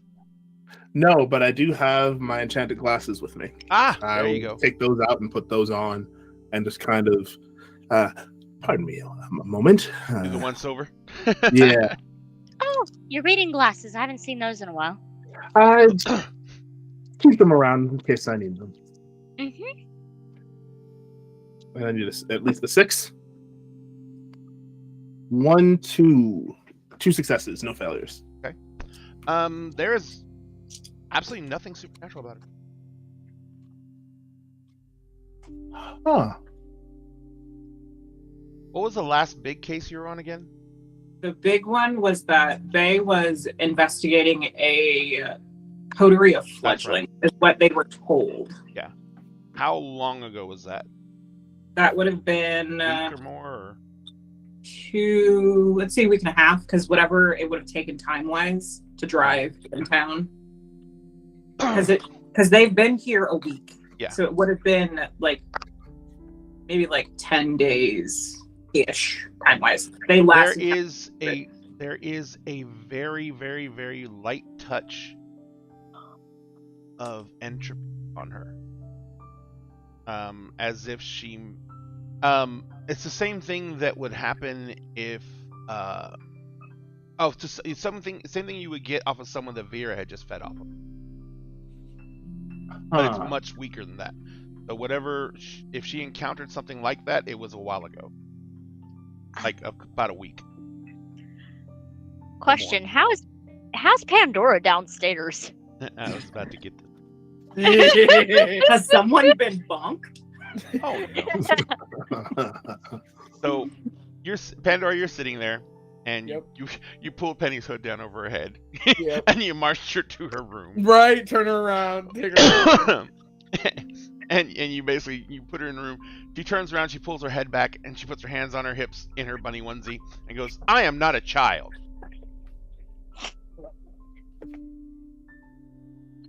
I know this isn't my house, but I feel like there should be a rule: no breeding kinks in the friend group. So let's not. You're in timeout right now. You're on probation for what you said. She's like, "I'm on pro." She literally holds up and says, "I'm on pro," and then you close the door in her face. Yeah, 100%. She's on probation. Are you kidding me? Kidding me, bro?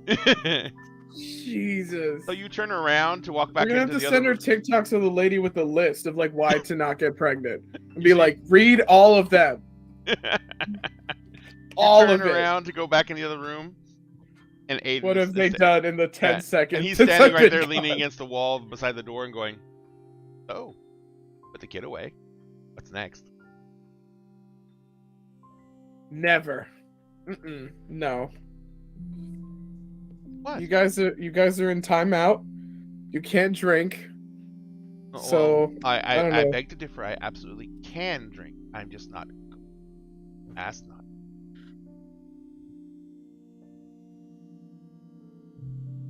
There's something wrong. Do you have like games on your phone or something that you I don't have could a phone. entertain yourself? You don't have a phone? Why would I want to? Oh no, we have to get you a phone. Hold no, on. no, no. God, he has No, we the gotta. phone. No, we gotta. Hold We Like, we why would gotta I want a keep- phone? we gotta keep Anyone track could of reach each me other. at any time. You know how annoying Yeah. that would be? Strangers from my past would call me out of nowhere and summon me to places and expect me to be there. We don't have to go, but we have to keep a But group what chat if your in friend's case. really hot? Listen, dude, it's up to you, but people get teleported around, kidnapped, fucking like What unless happens you are if when you get there, they also have a hot friend? so you don't want a phone to text hot people? No, then hot people can find me. Do you know how much trouble I get in when I'm around hot people? Pandora's Oh, just gonna excuse kind of see if Finn's like sneaking off or something, if he's trying to get Finn's Emerson's sitting on the wine again. couch. Finn's sitting on the couch with his phone, and he's playing something. You don't know He's what the playing fuck Candy it Crush. is. Like, And see, you we see just that there's a bottle of wine that is open sitting beside Finn. God damn it. What? Oh, no, I gave him a babysitter. It's okay. Pandora's gonna take the wine bottle. You go over and take the wine off Finn? Yeah. It's empty. Oh my god. Finn's like, Oh you my God. know that if you take a big breath first, that you can drink for a Oh my long God. time? Oh my god. Oh my god. Why not just do handstands on a keg in Emery's house? Why don't you just do that? And he's like, and Finn goes, Give What's them a keg? ideas. Oh my god. Right, you're not trashy enough. and Aiden's like, it's a thing that, sorority girls really like guys to stand on top of. On their hands. Finn's like, and Aiden literally rips it out and passes him on top of the head. He's so sweet. Oh, you sweet summer child. Sweet summer child. Yep. And he's like, so, you're here to babysit us. I mean, I already failed with Finn. Oh my god. Oh no, he's fine now. He's not going anywhere. I don't think he can stand. Well, I mean, if you Okay. want me to fix him, I can fix him. what does that mean? I can make him nice and sober. What? No, I feel like that's some weird monkey's paw shit. Well, then you get a sober Finn. There's the monkey's paw right there. You know what? I'll just leave him to. What is he playing? Can I look at his phone? You take his phone away. No, I'm just kind of like looking at the screen. You know what Like, screen? I'm not gonna He take is it. literally playing the first edition version of Angry Birds. Oh, is he doing well? No, No. no, So he'll be no. entertained for a while. Yeah, no, he's not horrible getting at it, anywhere. and but he keeps on laughing every time the birds hit something. Oh my god. Okay, so Finn is basically neutralized. I love M's The Fae has been neutralized. I repeat, the Fae He's has been been neutralized. neutralized. Lots No, of my wine. thought and is, my thought is, this is Rose's husband. Yes. This is Rose's husband. This is she her said yes husband. to this. She said yes to don't- this. You You don't- sure did. One thing though, you've seen Finn's phone. This is not Finn's phone, Whose phone did he steal? huh? You have no idea. I know whose it is. I know whose Oh it my is. god. And he says, and Aiden looks at you and he says, "So, you're babysitting us, right? Yes. So, what happens No. if I start No. going towards the door? No. You're not going towards the door. Okay, so I can't go towards the door. I'm not allowed. Oh no, no. You're not doing the word games thing. No. Just sit down. What word game thing? I don't want to sit down. I am way too hyper to sit down right now. Oh my God. I am Okay, excited. Then, like, I am out. I am Oh with my my God. friends. then go do I am- 100 push-ups. Go do 100 push-ups on the floor. Do I look like some kind of guy who has to work out? No, but if you're hyper, get the energy out. Go do some No, push-ups. no, no, no. Drop I'm and give me 100. excited. I'm with new people. I'm trying to find out what you want to do. I want you to drop and give me 100. That's not fun, so we're not going to do that. Oh, You can't even do 100. How about let's 20? draw. Oh my god. And he smiles. He reaches into a little pouch. He's still Oh, in no. his finery from court, Oh by my the way. god. Right. He's probably glowing and shit. He Like, reaches into a little pouch and he pulls out a single white chalk. I don't like that. I don't like that. That's summoning circle shit. Why don't you have pencils? He's like, but pencils can't be wiped off with a cloth. Then he goes to the wall and he puts the No, no, chalk no, on the no, wall. no, He says, no, no. "Drawing I'm line no. up." I'm gonna go and grab his hand and try to grab the chalk. He lets you take the chalk. He's like, Okay. what? Yeah. No. No, what? No. Chalk fucking summoning circles in Emery's house. Does that? You are It's a line that drawing starts on at the my bottom of the walls. floor and goes No, up. wipe that And off there's right no now. circle. You wipe that off right now. You don't live here. This is Emery's do house. not live here. That's why I'm not doing anything permanent. Unless he wants me to create one permanently, and then I can do that. Too. No, But, wipe that's that. up to Wipe him. that off. Wipe that off what right now. What off? The line. There's no The line. chalk. I swear to God. Okay, you want to do some drawing? Yes. I'll get you a coloring book then. Wonderful. Penny, Actually, I'm Rose has a I'm not letting him leave my line of sight. I don't Pandora. trust him for a millisecond. Pandora. Rose has her bag on the table, and you know she keeps a stressful adult coloring book in there when she's losing her shit. Perfect. Okay. While not letting him leave her line of sight. Now fumbling for Rose's purse, No, literally like reaching around knocking for shit it. off the coffee table. 100%. Finn's looking I'm at like- you. He's like, "Hey, that was my drink." You can get another one. It's an Hold empty on. bottle. Yeah, exactly. It's fucking empty. I'm gonna pull out Rose's adult coloring book. And does she have like crayons or colored pencils? You don't know. You'd have to look in her purse to find out. No, I'm asking Em. There are color pencils. There are also a thing of the brush alcohol markers in there Ooh. as well. Nice. Okay. I'm just gonna kind of like slap his chest with the coloring book and Excellent. give him the pack of colored pencils. Well, first off, takes the coloring. You slap in the face in the chest of the coloring book. Make me Oh a Jesus Christ! dexterity Ooh. and what's some or like working fizzling or I'm blind. I Give don't me a know. straight dexterity roll. Okay. No. Difficulty is going to it's- be an 8. the coloring book is the one with the really pretty coloring for swear words. Yeah. It was My totally first a swear wedding words gift. coloring book. Fisher It Price, was my first a Christmas. wedding. It was totally a wedding gift from somebody. I love that. I got 1 success and it's a 10. So you're sticking your hand in her Rose's bag. You're fiddling around. Find the crayons and the markers without taking your eyes off of him. You go up there to hand them to him. He takes them, and I need to make. So help me God if you mess with my art supplies. What? You're so angry all the time. Rose is just fed up these days. Leave her alone. We're just gonna blame it on the hormones. You're gonna blame it on the hormones. 100%. I mean, she is carrying baby Faye Jesus, so It's true. I feel like that should have like extra consequences. Okay, so Oh no. you're going to hand him the crayons, and he reaches for the crayons at the same time, and he just reaches out and he fat fingers the crayon box, or the box of colored pencils, and it just flips up into the air, and it goes falling towards the floor. Those aren't cheap color pencils. They're not Crayola. They are Prisma not.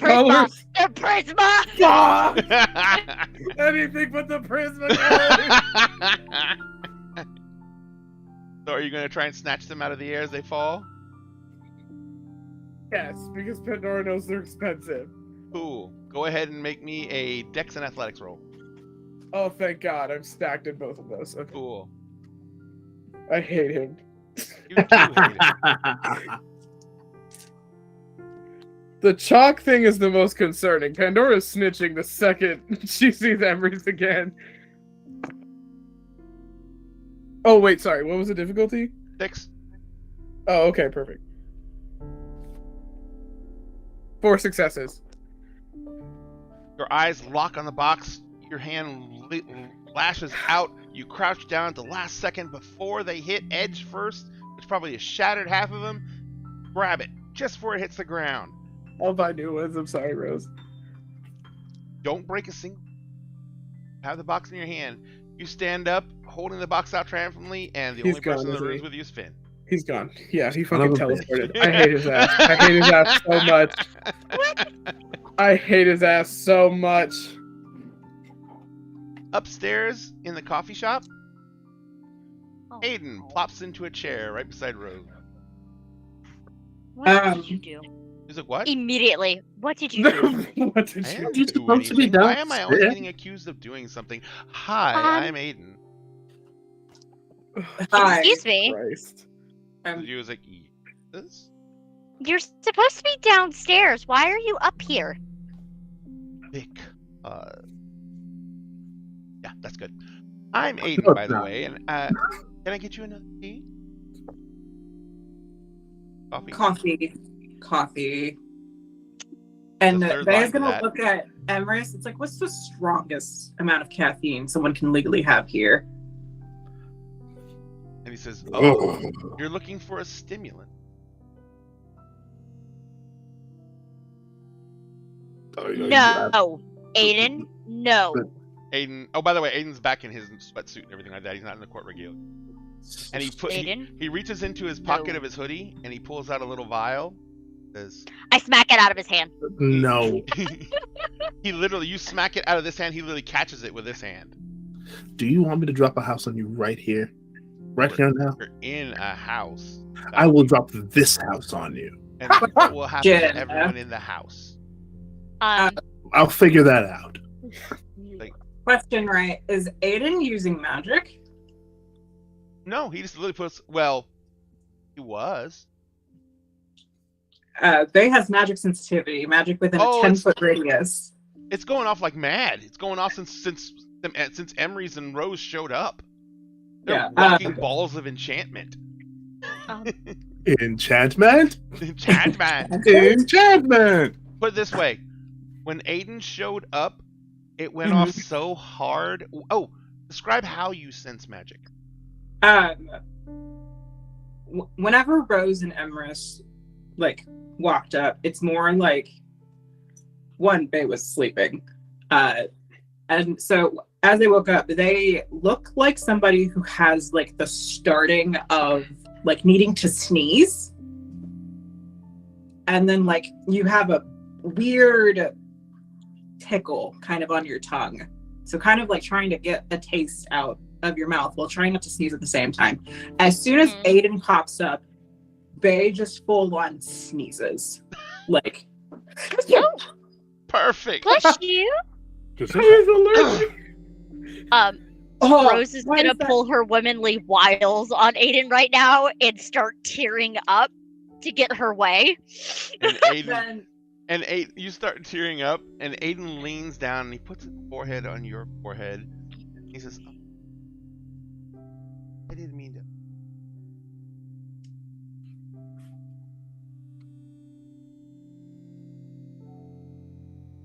What? Bay's just gonna like kind of still feeling a weird taste. You okay? Why does that taste like warheads? What the fuck? Are you looking at alright? The candy warheads? Or are you talking about like nuclear warheads? At which point I have more questions. I just like it's like the shit that they put on the warheads, like the citric candy.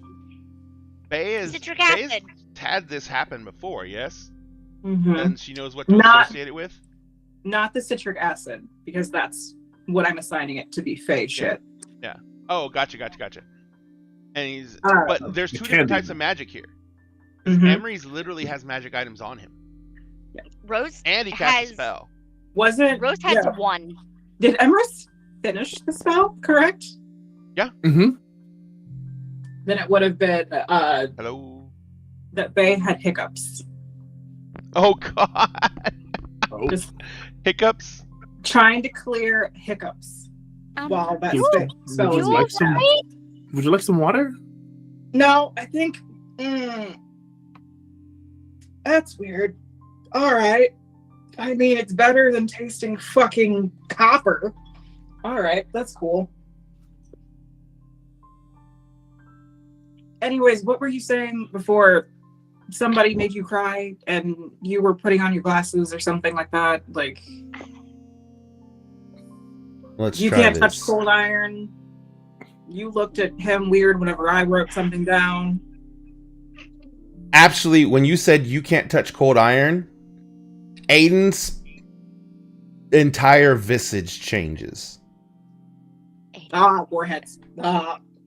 And he looks at you, and he reaches across the table, and he grabs you by the front, by your shirt, and he says, "You tried to present her with cold iron." I grabbed Aiden's hand. No, she didn't. No, she found it here. Stand down, Aiden. You're in my She territory. found it You will here. stand down. I'm sorry, sweetheart. What are your pronouns? They, she, but this is interesting. All right, who the fuck are you, buddy? And Aiden. currently, put them his down. skin looks like it's gone like a few shades deeper in color, and his hair is darker in color. His eyes have gone darker in color, and he has elongated fangs, canines. Rose, he's not Sealy. Shit. Emery's. Grab them. Emery's is starting to like draw power from like every electrical device in. Now you're hiccuping like crazy. And the lights are starting to flicker. Aiden, put them down. Like, you are violating a safe space. Aiden- Stand Violating the down. rules here. Aiden lets go. When you say you're violating the rules here, Aiden lets go, and he says, "I apologize." You could at least take me on a date first before you try to get handsy, but all right then, buddy. That's cool. And Bay is gonna reach for their journal again and flip open to the page that Emerald would see that his business card is bookmarked in. And just leaning back in the chair and just tapping a pen against the page. On behalf of the Couch and Quill, I would like to apologize for this infringement upon your safety. I'm not dead, so That's an improvement. And he's gonna give Aiden the most withering glare he can. You have my word that this won't happen again.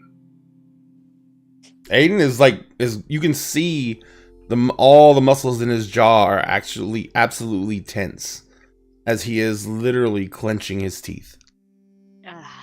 I'm gonna go handle him. Thank you. Aiden, come on. He stands up and he turns to you, Emery's, but he doesn't meet your gaze. But he turns to you and he bows courtly, and he turns to Bay and he bows, and then he follows Rose Back downstairs. They're gonna run into Pandora halfway up the stairs carrying Finn, who's Pandora? probably still holding his phone. I know. Finn's all like, "You're so warm." Oh my god. Yeah, I know.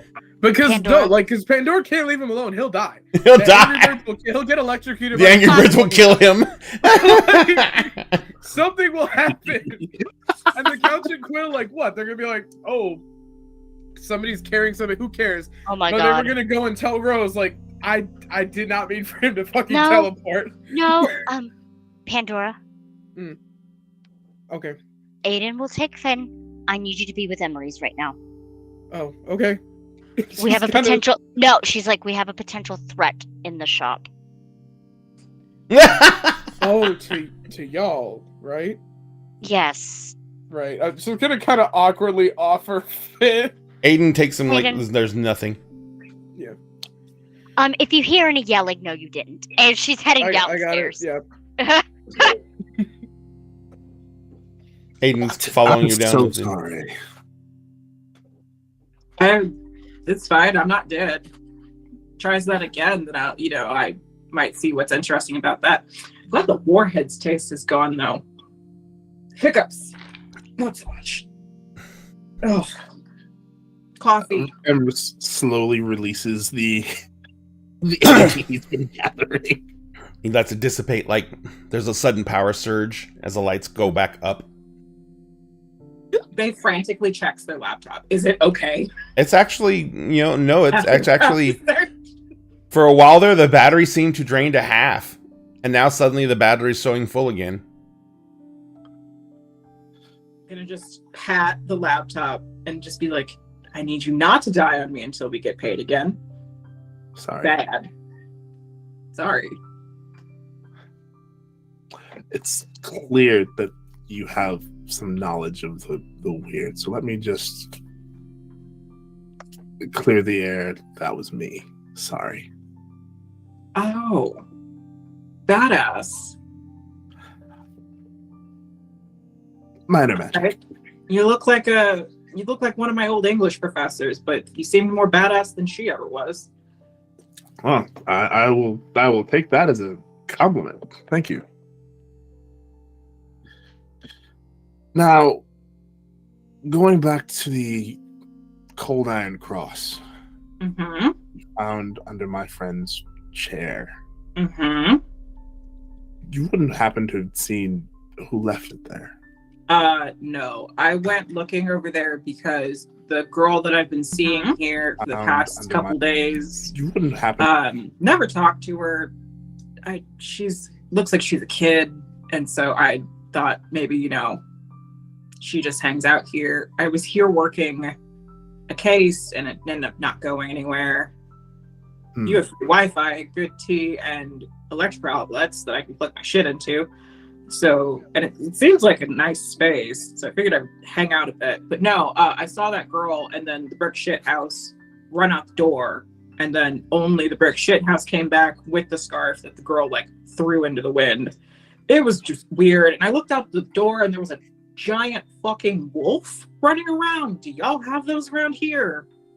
Or is that another Emerson- weird thing? Emrys kind of smiles to himself. Occasionally, we do live in the Pacific Northwest. I see. I'm from the Midwest, so we don't. I mean, we do have those, but they're usually coyotes, so But anyways, decided to go check out the spot where the girl usually sits because I normally just stay in this area because it's better lighting. And it's better for people watching, which there's a lot of weirdos. So that's fun. But no, I looked under the chair, and that's when I found that iron cross, and it was cold to the touch, but I didn't think too much of it. But I went downstairs because it seemed like, the eye fuckies walked by like goddamn supermodels on the Victoria's Secret runway. Well, at least they were wearing clothes. I asked your staff about them. They said that they're not famous. They should be famous. One of them got yelled at for trying to give their number to somebody by the other one. I don't know. I've heard about that. So I just went downstairs, and then I met Tom and told Tom that I was looking for a book about Apollo that wasn't bullshit. And Tom asked me if I was looking for the truth, which, I'm not trying to get red pilled by a dude. That's not my thing. And I gave him the Iron Cross, which, I told you about how he pulled out the fucking Mad Scientist glove and the lunchbox from Lord of the fucking Rings. So, hi, I'm Bay Edmonds. I investigate weird shit for people who think their children are missing when they've been turned into something weird. But really, they're just joining, like, Reddit groups on Facebook. Hi, I'm Emerald Grant. I investigate things for people who are weird shit. All right, so we have that in common at least. Did you go to school for that by chance? I went to a few classes and got my license in my PI license, kind of a night class thing. No, I actually went to school for English and literature. Oh, that makes one of us. Anyways, so am I allowed to leave here, or do you have more questions for me about all of this, or is someone else, is the other eye fuckable gonna come and try to threaten my life for buying me a drink? The other eye fuckable is Rose's husband. You don't have anything to worry about. Cool. So the other one wasn't the husband? I don't know much about him. As far as I'm concerned, he's kind of new. I don't know a whole lot about him. Childhood friends. Rose's childhood friend, which I would love more information on when I talk to her again. Again, my profuse apologies for that situation. I know you're not dead. However, this is supposed to be a safe place, and that was a violation. And I'm sure it's not going unpunished as we speak. But yeah. Thank you for bringing the cross to our attention. That's no problem. It is a concern for sure. I mean, I figured either that girl left it, or maybe somebody else did, and it was somebody's. They're, like you said, they're used to break up magic. Fucking magic here that seems like it doesn't need to be broken because it's not bad. Trust me, I felt like I had to sneeze for like the first 2 days I was in here, and then it finally cleared up. I thought I had a sinus infection. It was more like you felt like hiccuping the entire time. That too. Well, active, like magic being performed is hiccuping. Anything that's like just active and going on is like needing to sneeze. Oh, okay. Yeah, then yes. Would I know what that means? Make me a intelligence plus occult roll. Sweet. Yeah, I have most of the flavors of magic written out of possibilities for weird reactions Bay's gonna have. Cool. What's my TN? Make it an 8. All right. This is not even hedge magic. This is like literally she literally has like an allergy. 2 successes. 2 successes? 2 9s. There are certain mortals who can be sensitive to magics and have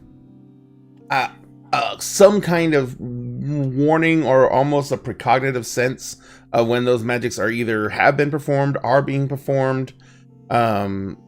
It's not even like an ability. They can't really they usually can't turn it off. It's more like an allergy. They have a reaction when they encounter magic in a certain ways. She may have several different allergies to different types of magic. You have very interesting sensitivity to weirdness. It helps with the job sometimes. I see. So, I shouldn't write on my blog that this is a good place for weirdos to come, or I should. I only get like 3 views unless I post like a YouTube video, but like most of the people that even look at it are like buddies from college and or like girls that I knew way back in the day on the old tumbles, but Sure.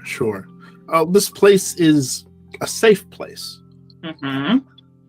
And most of the people who need to know about this place already know about this place. There was a decent number of people in here. There's been a decent number of people in here every single time you come in. Mm-hmm. And sometimes some of them have made you sneeze. And sometimes some of them have made you have hiccups. Mm-hmm. And the oddest thing is, you never really got close to her. But that little girl never gave you any reaction whatsoever. Mm-hmm.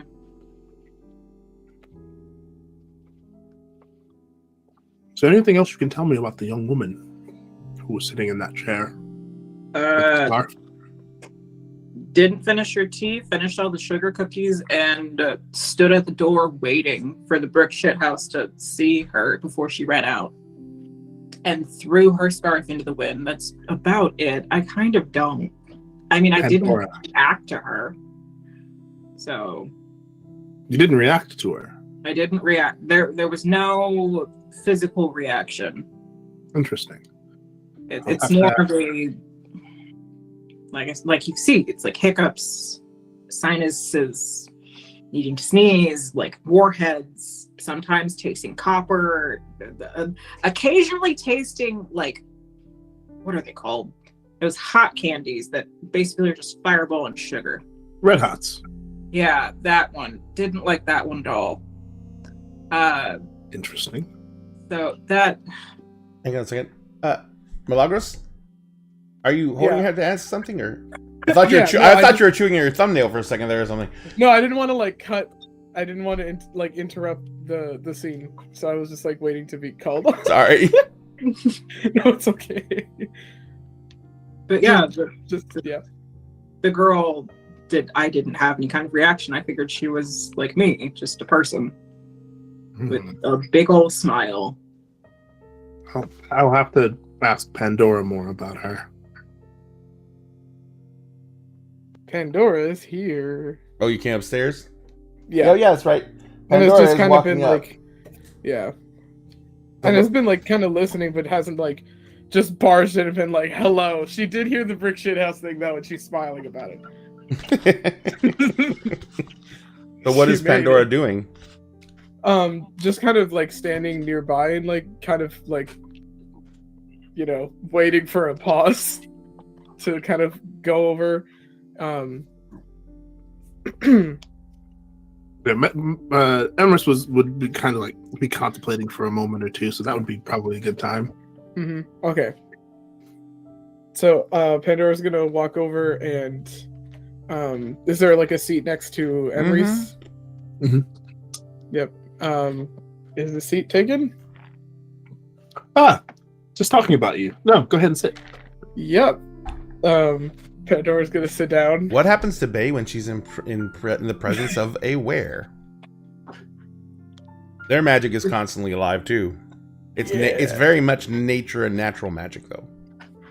You kind of see Bay adjust their jaw and then taste. There's the Red Hots.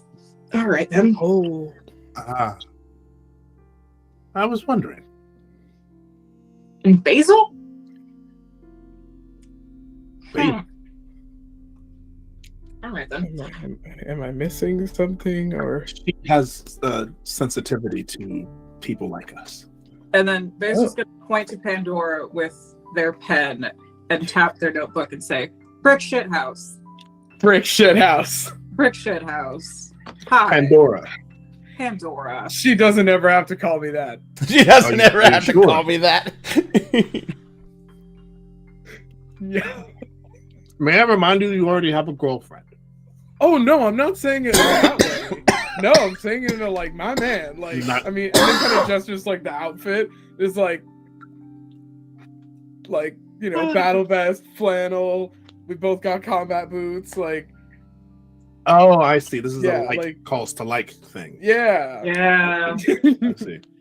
like the Gays Spider-Man recognize the pointing, gays. like the Spider-Man pointing. Oh, it was you. No, it was Yeah. you. No, it was you. Gay to gay communication. Yes. Gotcha. Our guest, this is Bay Edmonds. Bay Edmonds. This is Pandora. Pandora's gonna stick out her hand.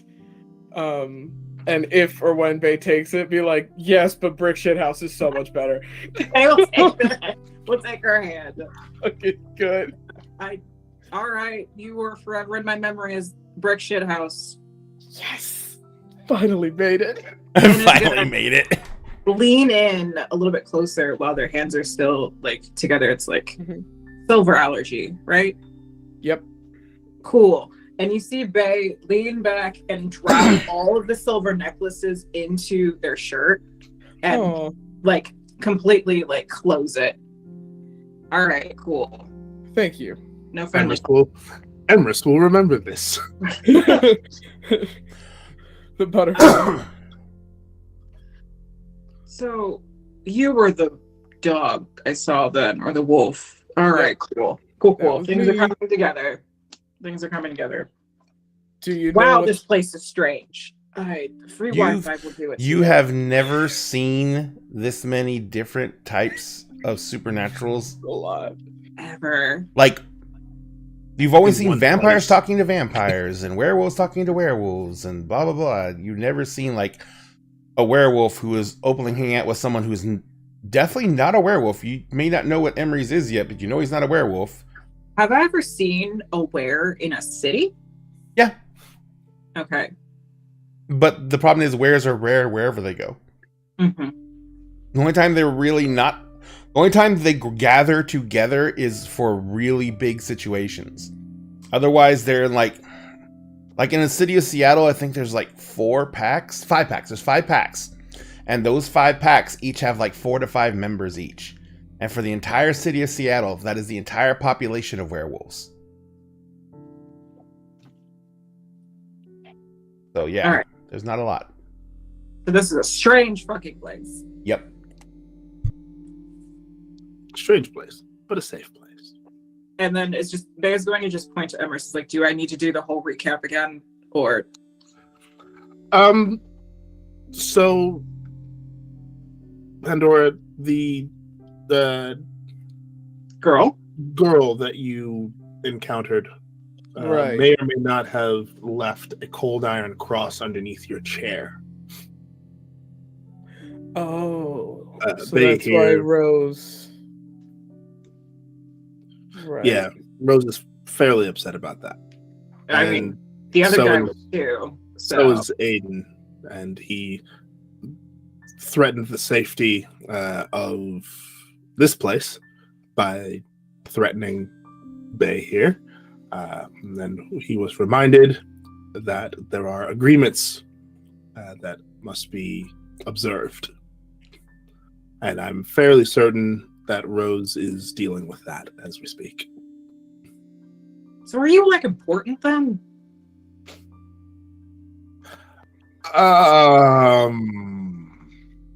Define important? Well, you said there's agreements and things. This place is also heavily taken care of. That would be me. I constantly smell sage when I come in, which is a good sign. It's a good smell. You should probably burn some bay leaves. Might be a little too topical. Just toss that into the mix, and whenever you feel like you need a little extra pump to that magic, from a mundane to obviously a not mundane. I don't know. That's the shit we used to do in my youth. And, you know, I obviously seem to be well-resourced to run a place like this and it not have any Leopold assholes up your asshole. We do well for ourselves. Emery's, make me an intelligence plus occult roll. Intelligence plus occult. Okay. Because I name drop something, I want to see what happens. 3 and 4. Yep. All right. Difficulty is an 8. Well, that's 2 successes. I got 2 10s.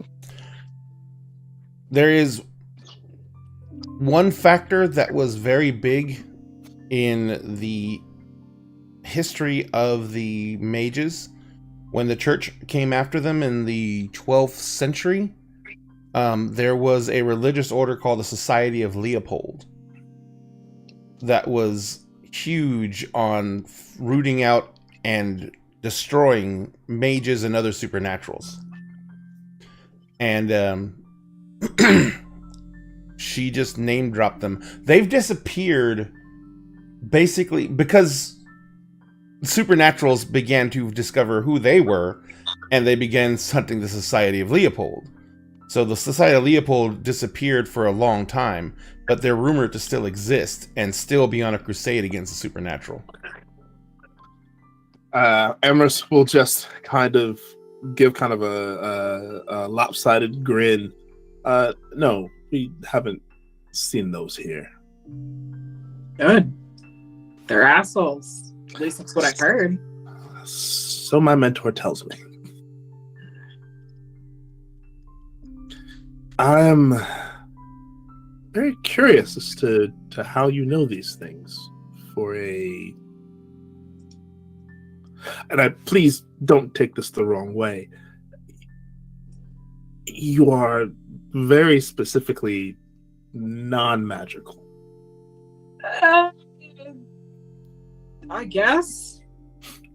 I mean, there was a touch of something on you when I looked at you through the glasses a moment ago, but the needing to sneeze and the hiccups. All right, that makes sense now. Okay, cool. Yeah, were you near someone perhaps of the Copper drinker variety?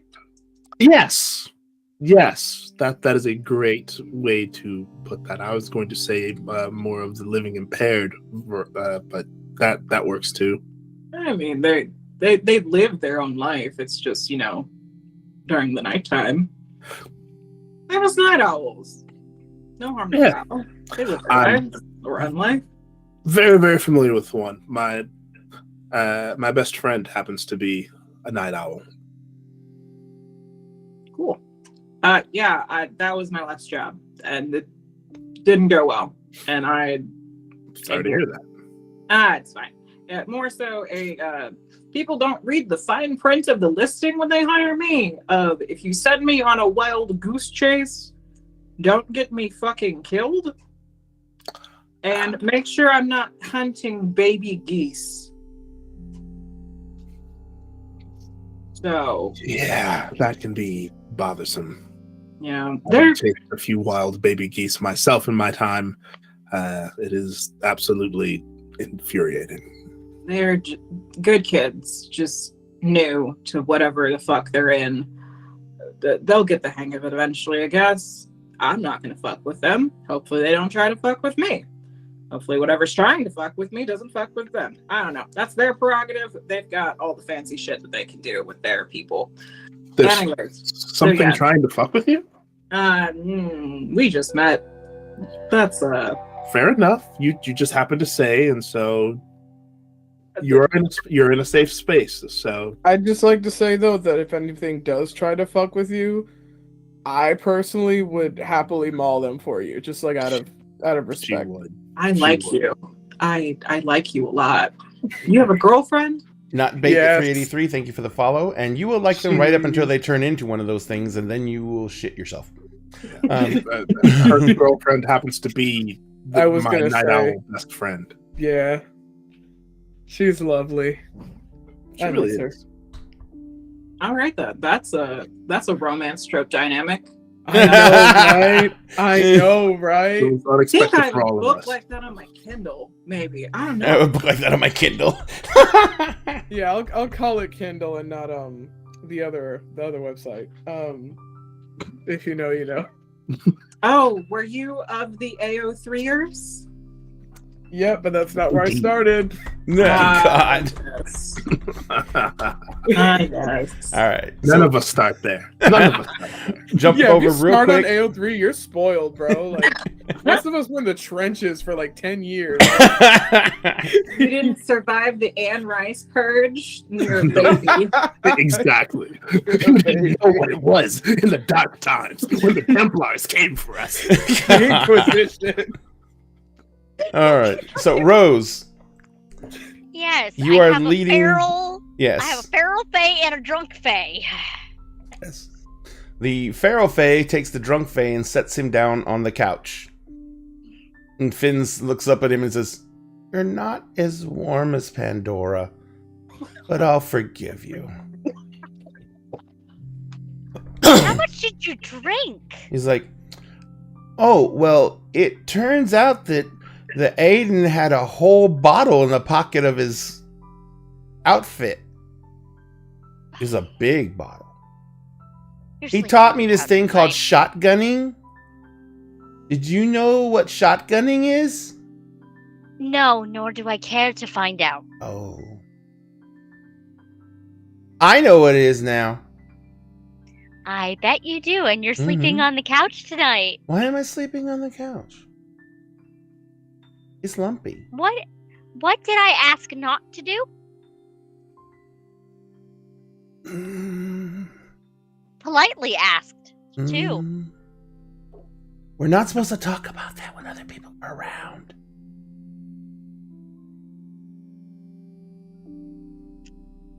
And you said you'd try it again on my birthday. Finn, Yes. I asked you not to drink. When'd you do that? Go Aiden's play your like, Angry Birds. Play your Angry Birds. I can't. Aiden took his phone away. And you, That lying son of a bitch.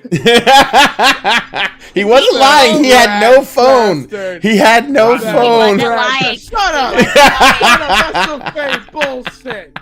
yeah, I don't have is a he phone. still- That means I don't own a phone. Oh, I he's hate still it so looking much. very feral. He seems to be calming down, but his coloration has not changed.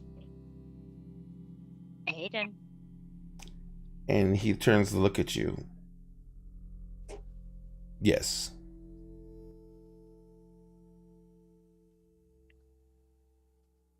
that person did not present me with cold iron. They found it in the store. I understand that now.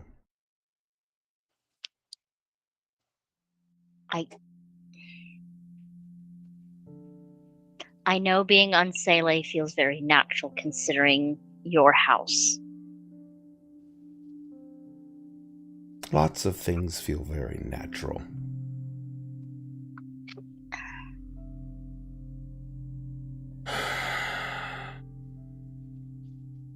When can we go?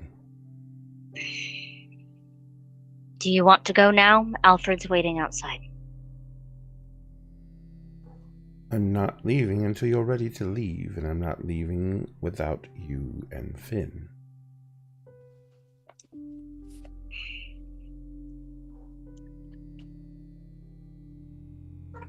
Considering the state both of you are in, I have no choice. We have to leave. Do you have a problem with the state I'm in?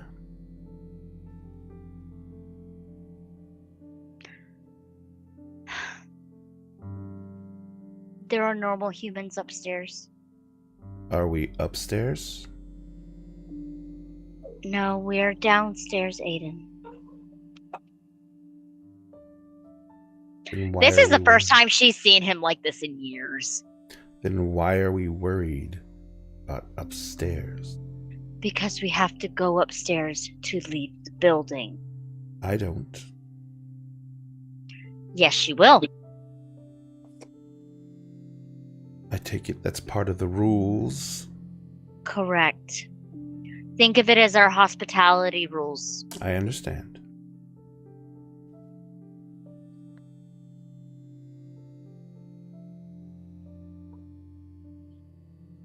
I can control myself.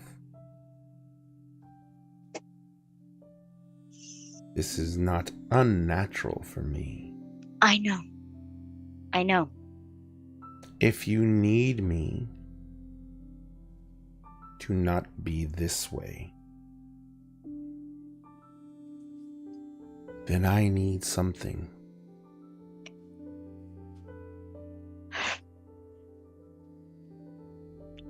What do you need?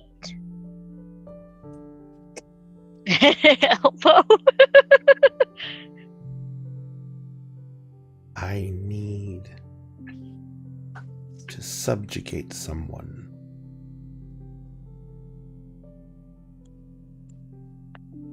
Are you Uno reversing the Leshy from my game right now? I was How gonna dare say, you? let's go, Mihai, let's go. If you don't understand this reference, y'all, you should go to the Starfield on Saturday morning, where you can see Ray portray a character who has a similar thing going on. Except he's beaten up by a 5-foot person. Yeah. Well, same thing. Their lives are ruled by 5 foot something, like spunky woman. But he looks at you and he says, "You know what it takes to break the hold. If you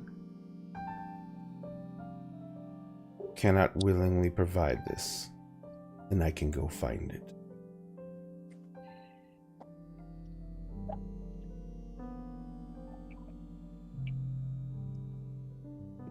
If you want me to not be this. She's just gonna start crying because she doesn't know what to do. She's gonna start crying. She start crying. She's like, I just wanted one good night, and then Finn is fucking drunk. You're back to. He takes his right unfriendly hand house. and he puts it on Finn's foot because Finn's foot's kind of sticking out, and you see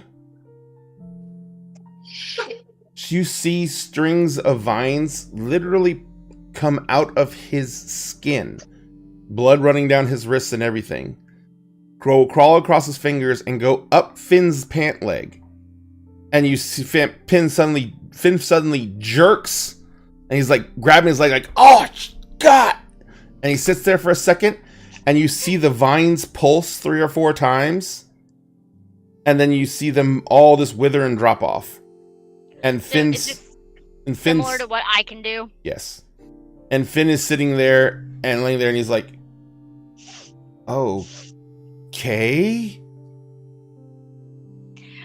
And I just wanted one good night, and then somebody put cold iron under Pandora's chair, and then there's some Finn jumps upstairs. up and walks over to you, and he just grabs you and holds on to you, and he's looking at Aiden. And he's like, what the fuck happened? You drunk. He's like, what? I was drinking, but I wasn't drunk. We came here, and we were, and Aiden kind of looks at him and he says, I handed you an enchanted bottle.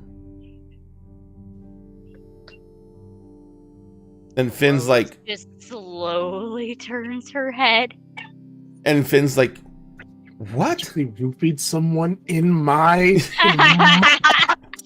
And he tried to write a summoning circle on your fucking wall. Yeah. I was not gonna say that in front of Bay because that's like a private. And matter. actually, But yeah. this is a perfect time to stop. Fuck. I was gonna say Rose is about to flip that switch. I know. boy. Oh boy, oh boy, oh boy. Yeah, Boy, boy, oh boy. considering I changed her Unsele thing to the Pandora, which it's This- the secret things. Yes. So, ladies and gentlemen, thank you so much for having joined us tonight. I really appreciate it. I'm so excited to be back. I'm so happy to be back. Diamond, thank you so much. Fuck, that was wonderful. Yeah, that was Welcome to the wonderful. weird. Huh? Yeah. Welcome to the weird. I was gonna say it's gonna be interesting to see Bay try and just like fit in. Hey, what's the deal? I know. It's just like no, it's just gonna be like, you know, because Bay is like she's looking around and everything that she's hanging out with is Magic. Weird. Supernatural. and you've been since up till now you've been investigating it, but you kind of been doing it on the periphery. You know what exists and stuff like that. You've been learning a lot of shit, but you went from being like, oh, you went like from a person on safari watching it from the safety of the car to being out standing with the lions, Literally. and all you still have is the camera. And one of the lines is Stop like, Livingston, I I'm presume. It already has it in. Pandora's like, we're gonna be best. Oh, friends. look at the lion. Oh, My kitty baby. ran off. Ah, look at those. paws. He's chewing on you. Anyway, it was a lot of fun, guys. Thank you so much for everything. Diamond, did you have a good time? I had a wonderful time. I'm glad I didn't die this session. I got real fucking close, but I didn't die. Yeah. Oh no, Aiden could have just like splattered No. you. He could. Excuse me? Aiden could have No. splattered her, but no, he was reminded of that there were rules here, and he was not in just a normal human dwelling, so he had to abide by whatever mystical rules were in place. Otherwise, he could have just burned her as she stood. Yeah, and also this isn't Rose's house. Yep. So But she did remind him this is still a house and still of a supernatural creature, and that supernatural creature has declared this house as neutral. So there are edicts he has to follow for other cultures as well. He can't just ignore them. Neither can Rose. Well, you can, but there are repercussions. There are consequences. Yes, very much so, And and not just from you, Emery's. That's the interesting Not- part, Yeah. because the Fae are bound by lots of rules. Sure is. yeah, they are. And Rose is trying to keep her shit together. Be like, we need to go. We need to go. Yeah. Go. Yeah. Well, at least you got him out of the main area. But yeah, we will see it. We will see it as it happens next week. So let's go ahead and say number one, thank you to my amazing players. Thank you to everyone who joined us tonight. We need to do one thing before we go. There were 1,002 followers when we originally got to 1,000. It got to 1,002 before that show ended. So what we're going to do is I'm going to go to Google. Where's my Google? There it is. And I'm going to do random generator.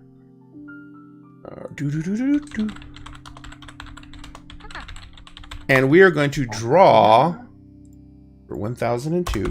The first number we're going to draw is going to be for the D&D books.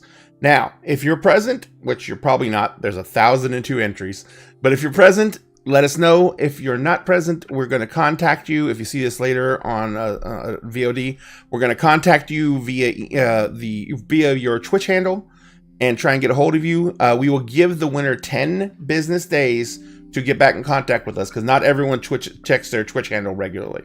If no one contacts us back within 10 business days, we will redraw from the original 1,002, because I already have the list compiled. Okay? And it'll be 1,001, because we'll eliminate that name. So, first off, we're going to draw for the set of books. So, ready on 1, 2, 3. You gotta hit the generate button, apparently. 178. Oh, I'm an idiot. I shut the dock down. Oh, no, that's right. I rebooted my computer. I forgot because I had an update. Silly. I'm a silly boy.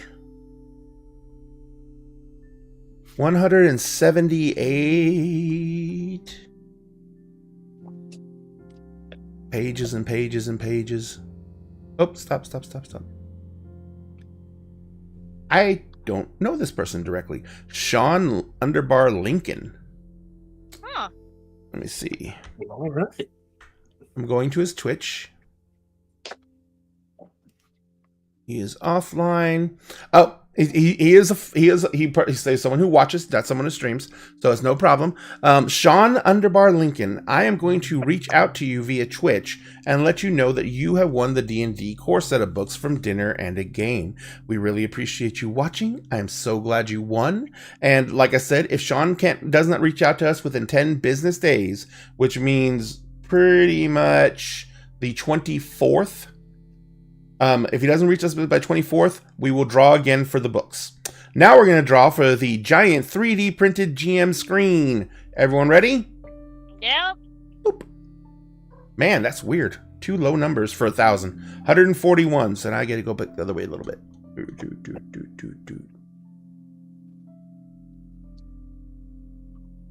I hope this doesn't mean what I think it means, because this is going to cost me a fucking fortune in shipping. But I know who this is. Oh. Oh no. It's Jack. It's Liquid Sanity. She lives in New Zealand. Ooh. All right. This is gonna cost You're me a looking fucking. at 30. No, I'm looking like a couple hundred. Oh This my this God. tower, this dice tower printed out weighs 20 pounds, Oh my goodness. and I'm gonna have to ship that to New Zealand. God damn. And I know that Liquid's gonna see it because she's always on her Twitch, so I know Liquid's gonna see it. Liquid. Oh, Sorry, I couldn't help myself. yeah, she follows me on TikTok and everything else too, so I know exactly who she is, and so. Hold it hostage. Liquid has to come to Gen Con. All right, Liquid, you are the winner of the DM screen. We're going to figure out. We're going to have to figure out, because also I really hate shipping this thing internationally because it's delicate. But we will figure out how to get it to you. I'm gonna have to figure out some way to package it. If it was shipping in the States, I wouldn't worry about it too much. But I don't. I've seen when my packages get here from like China and shit, and it's not pretty. So I'm gonna have to box the shit out of this. All right. Anyway, Liquid Sanity, congratulations on winning the 3D printed GM screen. And thank you so much to Sean for being a follower as well. You have won the D&D core set of books. I will reach out to both of you, and we will get you guys set up with those. In the meantime, however, let's go ahead and let everyone say what their favorite instance was of the night and where we can find them. I'm stealing this from you, Em, because you do it all the time. Oh. Em, we'll start with you. Well, honestly, I love Bay's vernacular. It is the greatest thing ever. Thank you. It's great. I think the scene is just, it appealed to everybody who has like ADHD and how you can't sit normally in a fucking chair. You just can't. Like half the time, I mean, y'all see me on stream. I'm like frog sitting half the time in a chair. But that was like the best thing. And hi, I'm Star Shard Stories. You can find me on TikTok, Instagram, Twitter, Hive, Tumblr, all the places. And I run the Starfield, which hosts Changeling the Lost, T and Solo TTRPGs, and Monster Hearts Breakfast Club on Saturdays. Then you can also find me here on Tuesdays, Mondays on Beggar Street for Twin Cities by Night, and every other Friday for the Volition of Onyx and Gold. Every other Thursday on Turn to Page 394, which we're figuring out what we're going to do with the Star Wars game at this point.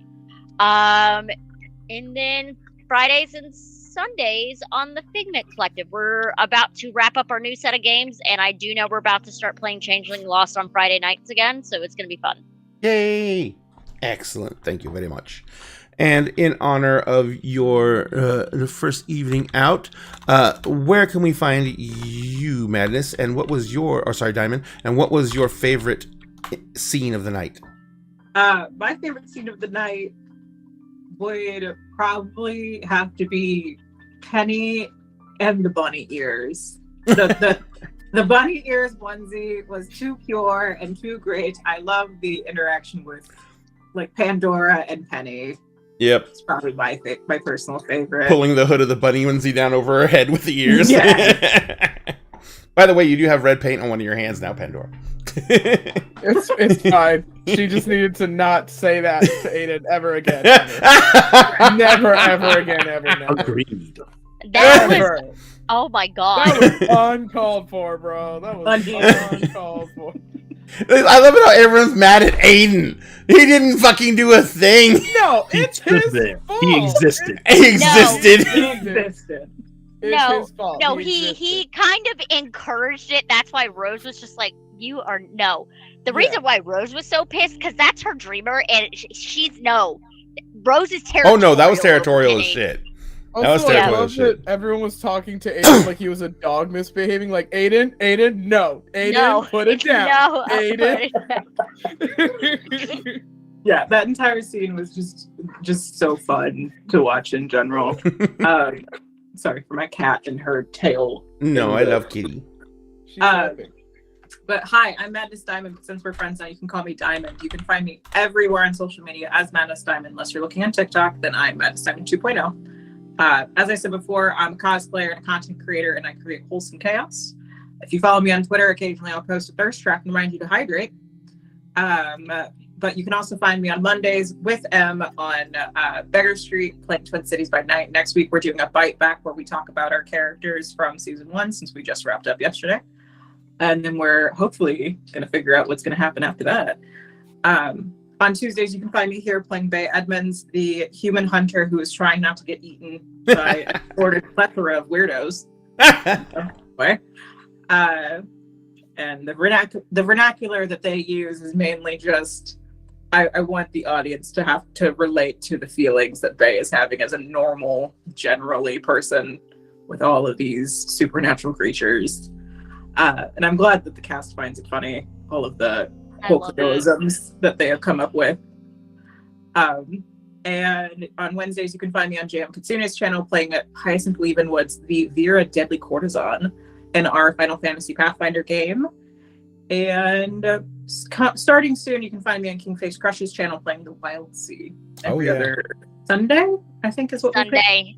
Every other Sunday. So. Excellent. Thank you very much. Sphinx, how are you doing?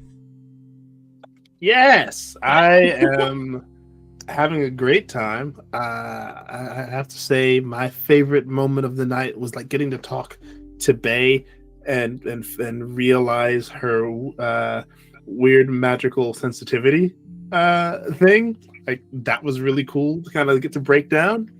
Have you figured all of them out yet?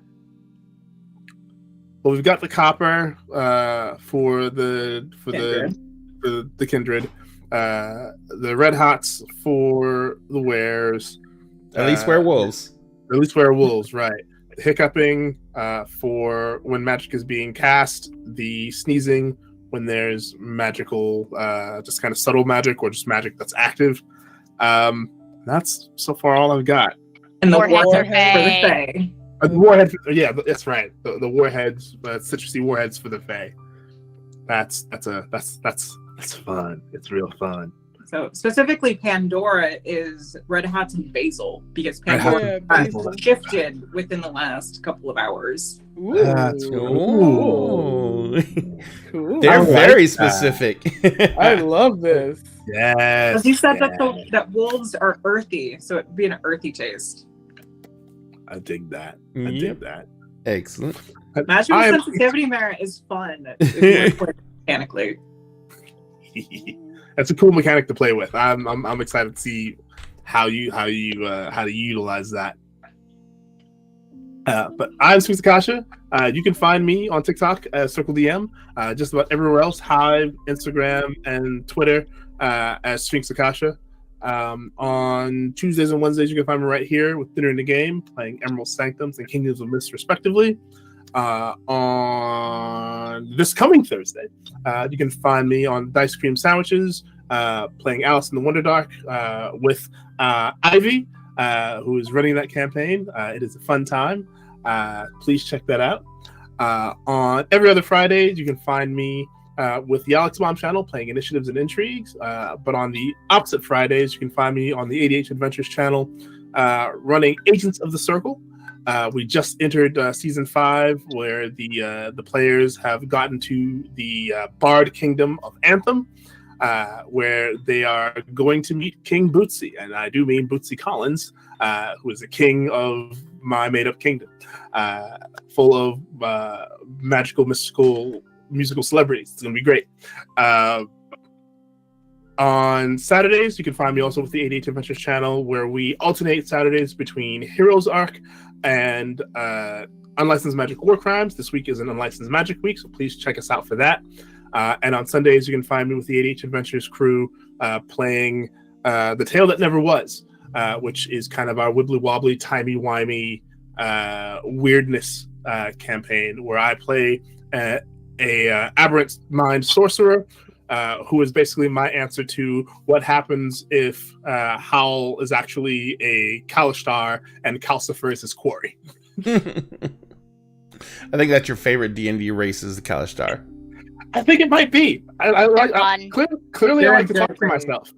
They're a good one to play. They're fun. They're fun. Excellent. Milagros, what was your Hello. favorite night you're seeing tonight? Fucking gay-to-gay communication. I freaking lost it at the first brick shit house, and then it just continued, and like that's it. Bay, you have a guard dog now, 100%. Which is hilarious because it took her like weeks to talk to her now girlfriend out loud instead of using sticky notes, because she thought she was straight and still a practicing Catholic. But Bay looked so gay on sight that she was just like, "My people." So yeah, like 100%. That was great. What's the phrase you guys say? It's like, she's gay, get in the car. Yeah, She's gay, get in the car. Yes. 100%. totally. We have those as an emote too. Best friend for life. And I can be found here on Dinner and a Game Tuesdays and Wednesdays, and then I am on the Starfield with M Mondays and Saturdays. I'm also on TikTok. I mean, all of my stuff is Fountain Pen Femme, and I'm trying to get things kind of set up and ready for Twitch, just trying to get my laptop to not like explode, because it's a little on the older side, even though I'm not streaming like games or anything. But I am gearing up to do stuff on Twitch because, yeah, writing stuff. Gotta get the storytellers together. Absolutely. Thank you so much for that. And you and Liz still have to figure out Sporknorks. Yes, Sporknorks. Let's go. Well, you listen, Cassie, because Cassie, I think, is in love with the idea too. So Yes, right. We all gotta get that together. yeah, well, at least once a month. Yeah. It can be once a month. That would be good. That Anyway. gives us time to read the book. I know. So, ladies and gentlemen, once again, thank you for being with us. My name is Ray. I am the founder of the Feast here at Dinner and a Game. You can find all of our links as well as these other amazing creators in chat right now. Please, the biggest serotonin boost you can give any creator is give them a follow on any of their links. We do this because we enjoy it. We love it. Some of us do want to do this as a career. Some of us just want to keep on doing this as a hobby. But either way, you know, that little bit of recognition is the serotonin boost that we're all striving for. So if you can, give them a follow. We all appreciate it. Also, remember, at Dinner and Game, we always save you a seat at the table, but please be careful. Social distance. Do what you can to keep yourself safe. We do want to make sure that you come back and enjoy someone's programming, even if it's not ours, every single time you can. And to do that, you just got to be careful. Just a little careful. A little bit. But in the meantime, you can come watch us not be careful with our imaginary peoples, and we are going to go ahead and see if we can take our lovely group of friends here and raid into someone else's channel. Let me see who's on. I don't even know who's on right now. Well, let me see. Let me just hit the raid button. See. Well, Dork Tales is playing Dungeons and Dragons. I don't think anyone's playing. Let me see if anyone's playing Vampire. Hold on.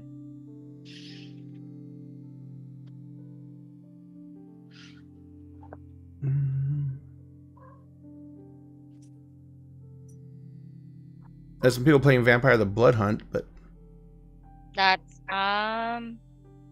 It seems to be a little slow tonight, actually. Interesting. Let me go to the channel here. Perception Studio is running Monster Care Squad. Perception Studio? What's Yep. Monster Care Squad? I've never even heard of that one. It is an indie-based TTRPG. Oh, Perception Studio. Yeah, just There pick they that one up. are. That one looks fun. Excellent. All right, so we're going to give a raid to Perception Studio. We've never raided this channel before. If you've never raided with us before, when we go in there, we're going to take this audience, we're going to jump into their audience, let them know the Dinner and a Game sent you, thank them for producing content for you to enjoy, and if you can, and if you feel like it, please give them a follow.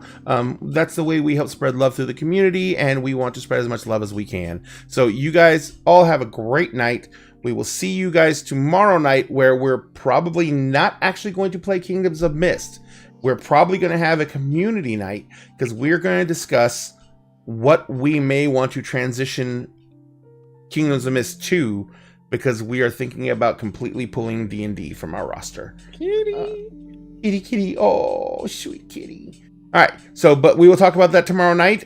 We are going to do audience participation, and we're probably going to do some Jackbox. We may do some Among Us, whatever everyone feels like. Among Us. Yeah, I know. I haven't played Among Us in so long. I was just thinking about that. I've never played Among Us. You never played Among Us? I've never played Among Us. Being the killer, while we're all in chat, we do 2 rules in Among Us.